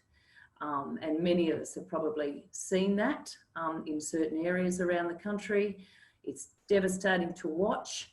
And whether that be, when there is a massive rain event and it just literally runs off the top and into the neighbour's place and doesn't get captured in the landscape. So nobody wants that. So it's all about being able to capture as much of that rain into that landscape as possible. And that is where carbon sequestration comes in, and the whole carbon farming methodologies really take hold as well. You would have heard of the multi-species pasture cropping, cover cropping, green manures and undersowing legumes. These are all regenerative practices, very effective. Multi-species pasture cropping is becoming very accepted in mainstream agriculture and highly effective, highly effective. When you see those huge taproots now, I think that's a tillage radish in that photo, massive long taproot systems that can actually bring those nutrients up through the soil profile and really help sequester carbon at quite a fast pace. So I'm a big supporter of these cropping systems. Species diversity, we all know what that means and the importance of it. So I won't focus on that too much. Integrating enterprises. I'm not talking necessarily about a closed looped system here, but just the fact that it is good, even from a waste perspective, when one enterprise can support another. And that means you can achieve so much more even on small acreage. And we see a lot of that up in the Northern Rivers. An ideal location for integrating these mini enterprises. And just on the Northern Rivers thing and around Lismore and surrounding farmland, we're very lucky in this area that we have quite a non-brittle, as we call it in holistic speak, a very non-brittle environment, which, we're very blessed with an incredible ability to produce high quality food, and the landscape does bounce back very quickly. But then as you go over the divide and go further west, you can see how brittle those landscapes become, and couple that with bad management and bad practices can be devastating. And we've seen dust storms, you know, blow our topsoil off to New Zealand. That's the sort of stuff we really want to be able to avoid. Some really interesting emerging research areas, just quickly, because I don't want to take up too much time, but a lot of people don't really know what ecosystem services are. There's 3 words that really describe what ecosystem services are, but basically ecosystem services are the benefits people obtain from their interaction with nature. That's just a short, punchy little definition of what it means. And there's some of the ways that we benefit from our own ecosystem services. And what's becoming more and more important, and this is a very interesting area of research, is being able to put an economic value on our environmental assets. And so this is what we call natural capital accounting or co-benefits. And this is becoming more and more important. And I can just, as an example, and I'll get to this slide in a minute, but you know, the banks and in the insurance companies are really starting to focus on this area, and the banks particularly, because they can actually lend money to a farm this year and the economics might stack up beautifully. They're looking at a whole ton of spreadsheets and budgets and cash flows, and this has been a really high performing, profitable farm, pumping out kilos of beef or kilograms of wheat or whatever it might be. And but those banks now realise that they don't know how this farm's going to stack up with 3 years of drought. And so the only way they're going to be able to measure that is by how strong, you know, the environmental assets are on that farm. And that may be things like ground cover, fencing off waterways, tree belts. There's all sorts of different ways that you can measure the environmental stability of the farm to be able to survive into future climate shatters and stresses. And so now the banks and the insurance companies are very focused on this space. So I think there's opportunities for farmers to come out of that, which is what this slide is demonstrating. You've heard of biodiversity credits and offsets. If you're not across it, I strongly suggest start to look at this stuff, because it is the future of farming, as is carbon trading and, well, carbon farming and carbon trading. You know, there are some massive opportunities for farmers now to be paid for looking after the environment. And whilst we'd all love to look after the environment just because out of the goodness of our heart, let's face it, on what farmers have been through over the last few years, we're just not always in a position to be able to sink more and more funds into the good of the planet and saving the planet. Why should farmers who are really only responsible for 10 to 12% of greenhouse emissions at the farm gate be, you know, 100% responsible for the solutions and nobody pay them for fixing the problems? So I do strongly recommend that farmers get across what biodiversity credits and offsets are all about and what carbon trading is all about, and understand that all of these things don't prevent you from your normal farming activities. They are an add-on, and I would suggest in the future they will become the main enterprise, and the rest will be just, you know, grazing cattle will be to build carbon stocks. It won't be to sell cattle. That'll be secondary to carbon trading and carbon farming. And so again, you know, this talk of, we talk about GDP. I don't think there'll be in the future so much talk about GDP. It'll be more about how is that country's environmental assets stacking up. So I think they're going to see massive changes in the space. And so there's a lot of research going on as we speak, and Australia's actually leading in this space, but just around the methodologies for measuring our environmental assets, our indicators, and the quantification of co-benefits.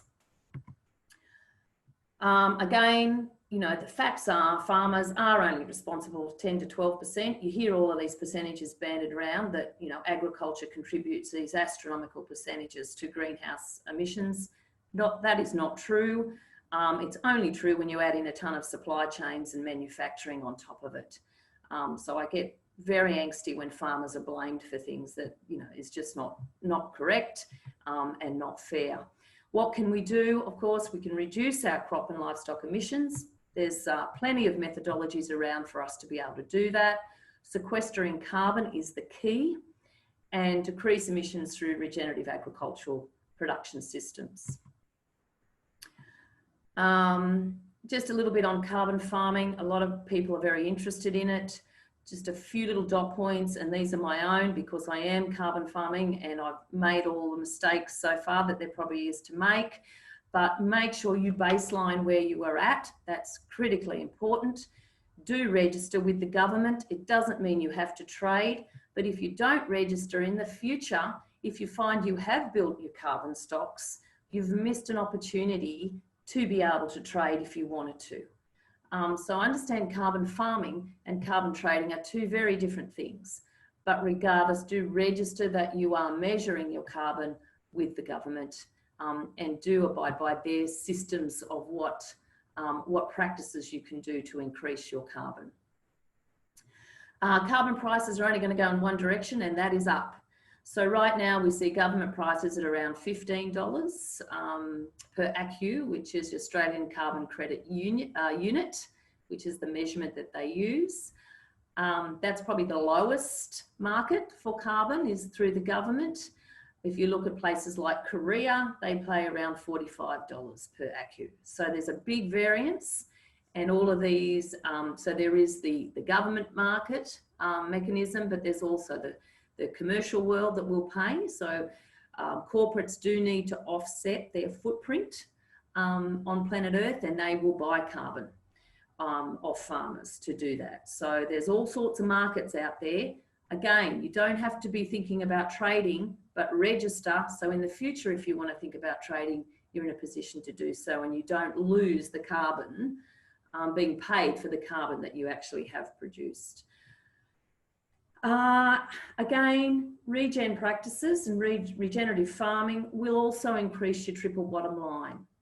We've seen a bit of debate around, is regenerative agriculture more economically viable than conventional agriculture? Can I just say they are asking the wrong question? Who cares? It's not about just being economically viable. It's about the triple bottom line. You have to be economically viable, environmentally sustainable, and socially it's got to stack up. So without those three elements, they're asking the wrong question. It's just not purely about economics, but the economics over time do stack up in a period of climate change. So that's part of my own research area. And there is also, like I said, research being undertaken in the different types of practices that can build carbon quickly in our soils. So yes, my research is looking at comparison between conventional and regenerative systems, but also bringing in the resilience factor. So which of these various practices do produce more resilient family farms and communities and more resilient landscapes. So this whole area of resilience is going to become very important in future research areas. So just quickly, our Bachelor of Science in Regenerative Ag, like I have mentioned, some of the things that are in that. We do look at the history of industrial farming so that we can see where we've come from. We look at alternative farming systems, regenerative ag strategies and practices. We look at soil management with a very heavy focus on ecology and microbiology in the soil, and carbon sequestration and what that all means and how that happens. Agroecology is covered, regenerative agronomy, planning rural landscapes. So again, designing the landscape to capture maximum moisture and rainfall, and ecological perspectives. So from human ecology. So ensuring that the way humans interact with their landscapes is very much part of the agricultural, of holism and how we teach agriculture. I'm very excited to also announce that we're having a graduate certificate start next year, in first semester next year, and that graduate certificate will lead into a master's program in regenerative agriculture. So we'll have not only our degree program, but the graduate certificate as well. So I think that's about it, Peter, and I'm happy to take any questions. Thank you, Lorraine.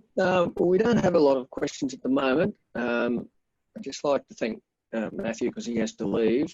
We will take more questions at the end of Denis's talk if anybody's still around.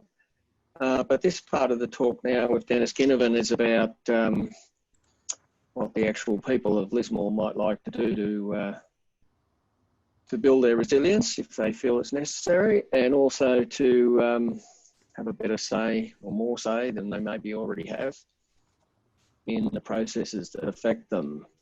So I'd like to call on Denis Ginnivan.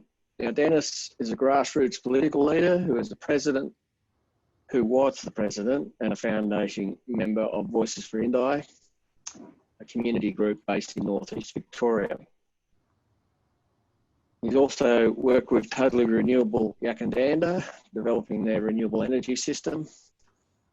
But mainly Denis works with the community to explore the type of actions and future directions participants might like to take to strengthen and increase their resilience for their community in the future so that they are well prepared in the event of another disaster.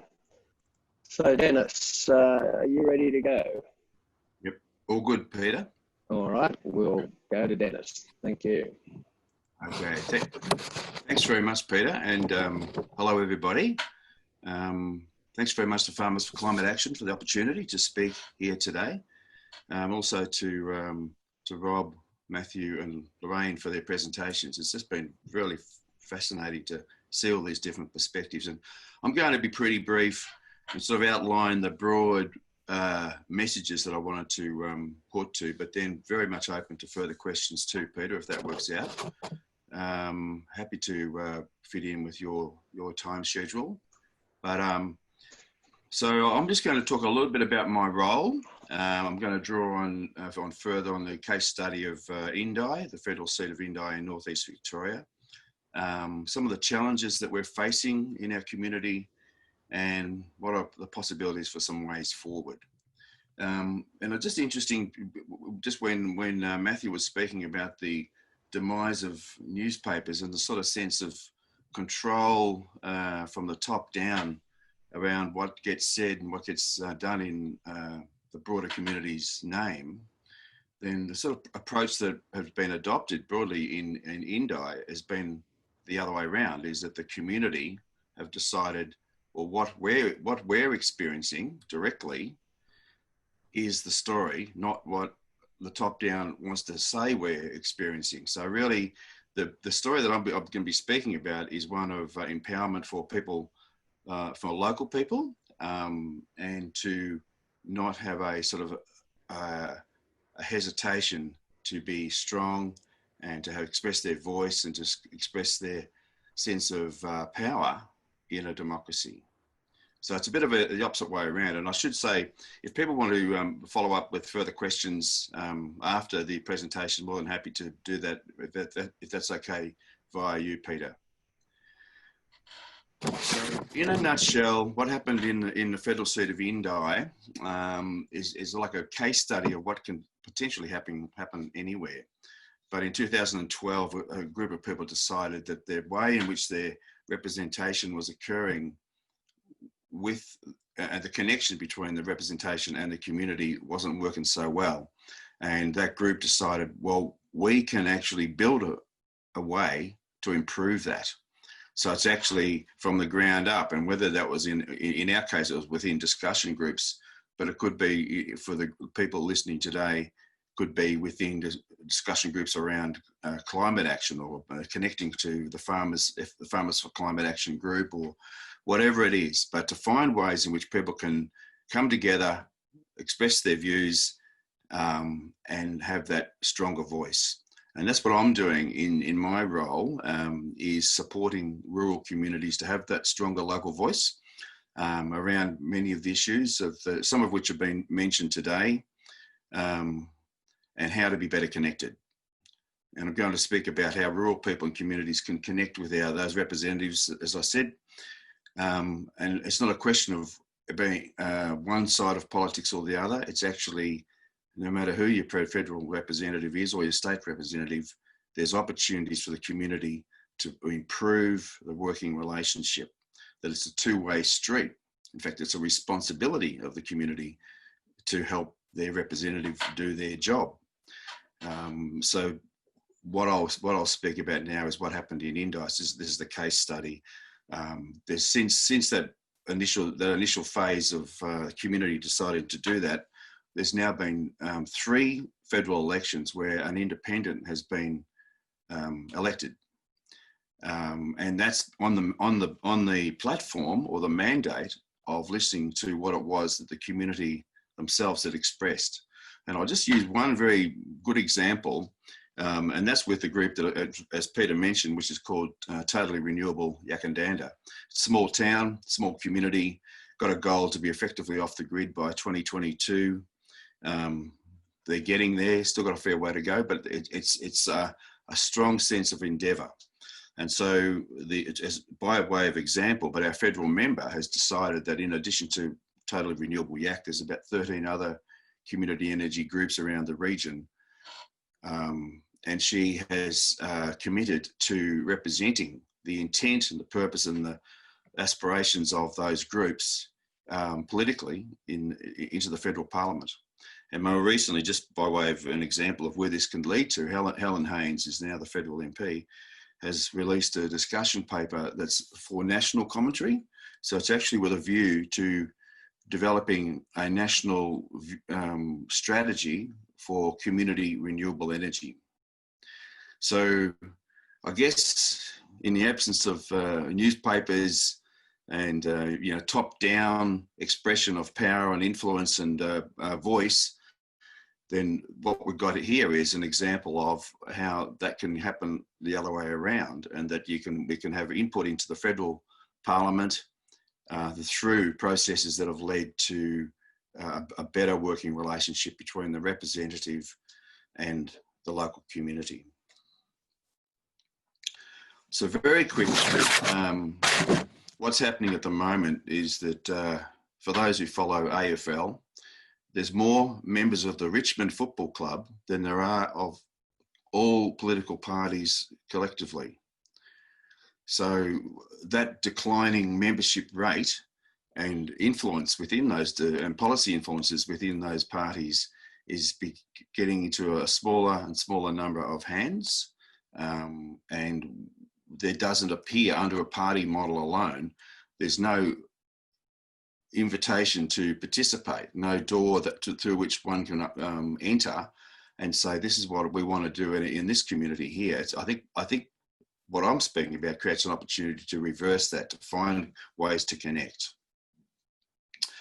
And that moves away from the idea of what politics becoming what gets done to me and my name, rather than to what am I doing to shape it. So it's really an exhortation or an invitation to get engaged, to not be in a game of paralysis of polarized party positions. And some of the key issues that we know we're all facing have become political currency without necessarily the community view, which is quite strongly for resolution of some issues like climate.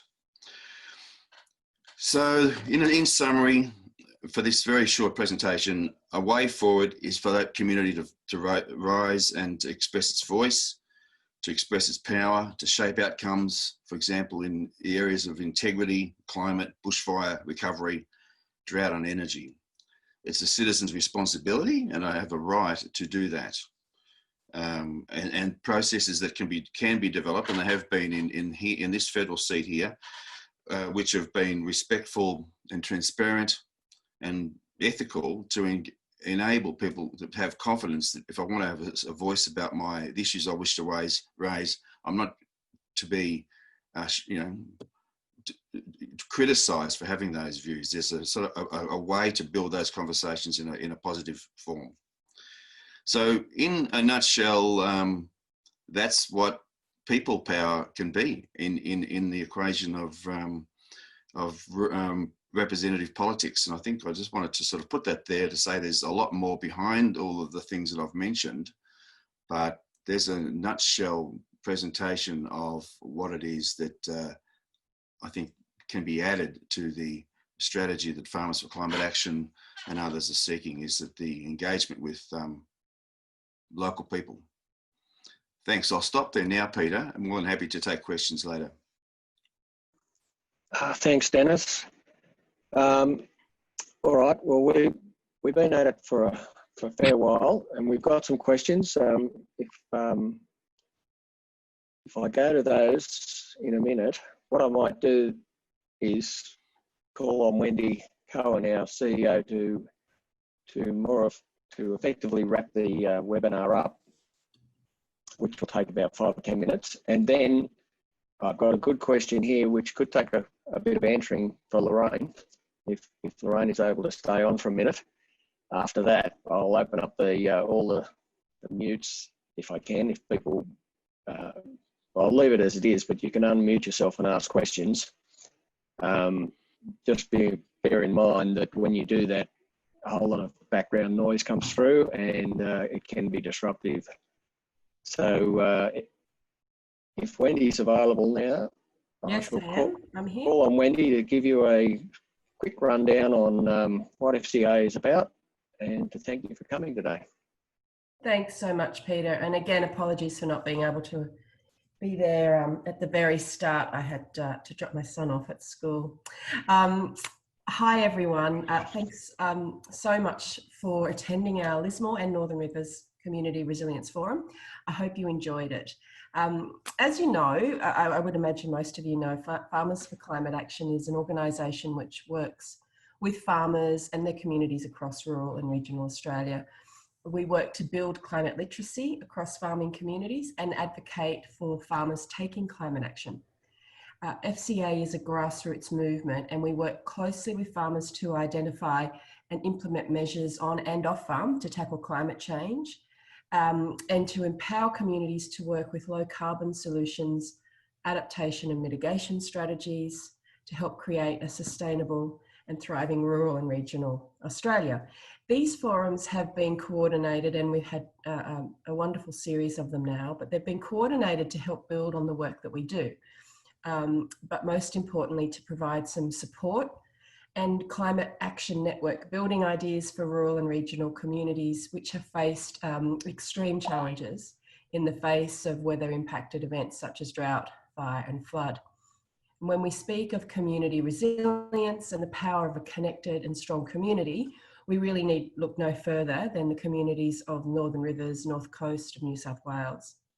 Across Australia, we've witnessed over the last 6 months the resilience of the communities in this area in the face of the most confronting and terrible crisis. The bushfires are a stark reminder of the devastating impacts of climate change and have been a real motivator for these forums.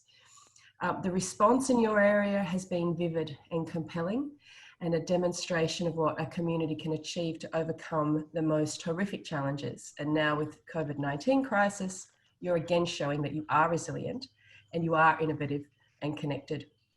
Farmers for Climate Action has proudly introduced you to some very highly regarded experts and thought leaders in Dr. Rob Gordon, Matthew Ricketson, Lorraine Gordon and Denis Ginnivan, and they've led fascinating discussions, and thank you all so much for your time. I'd also like to thank the FCA team members who've attended today, especially Peter Holding, who has managed and delivered these forums beautifully.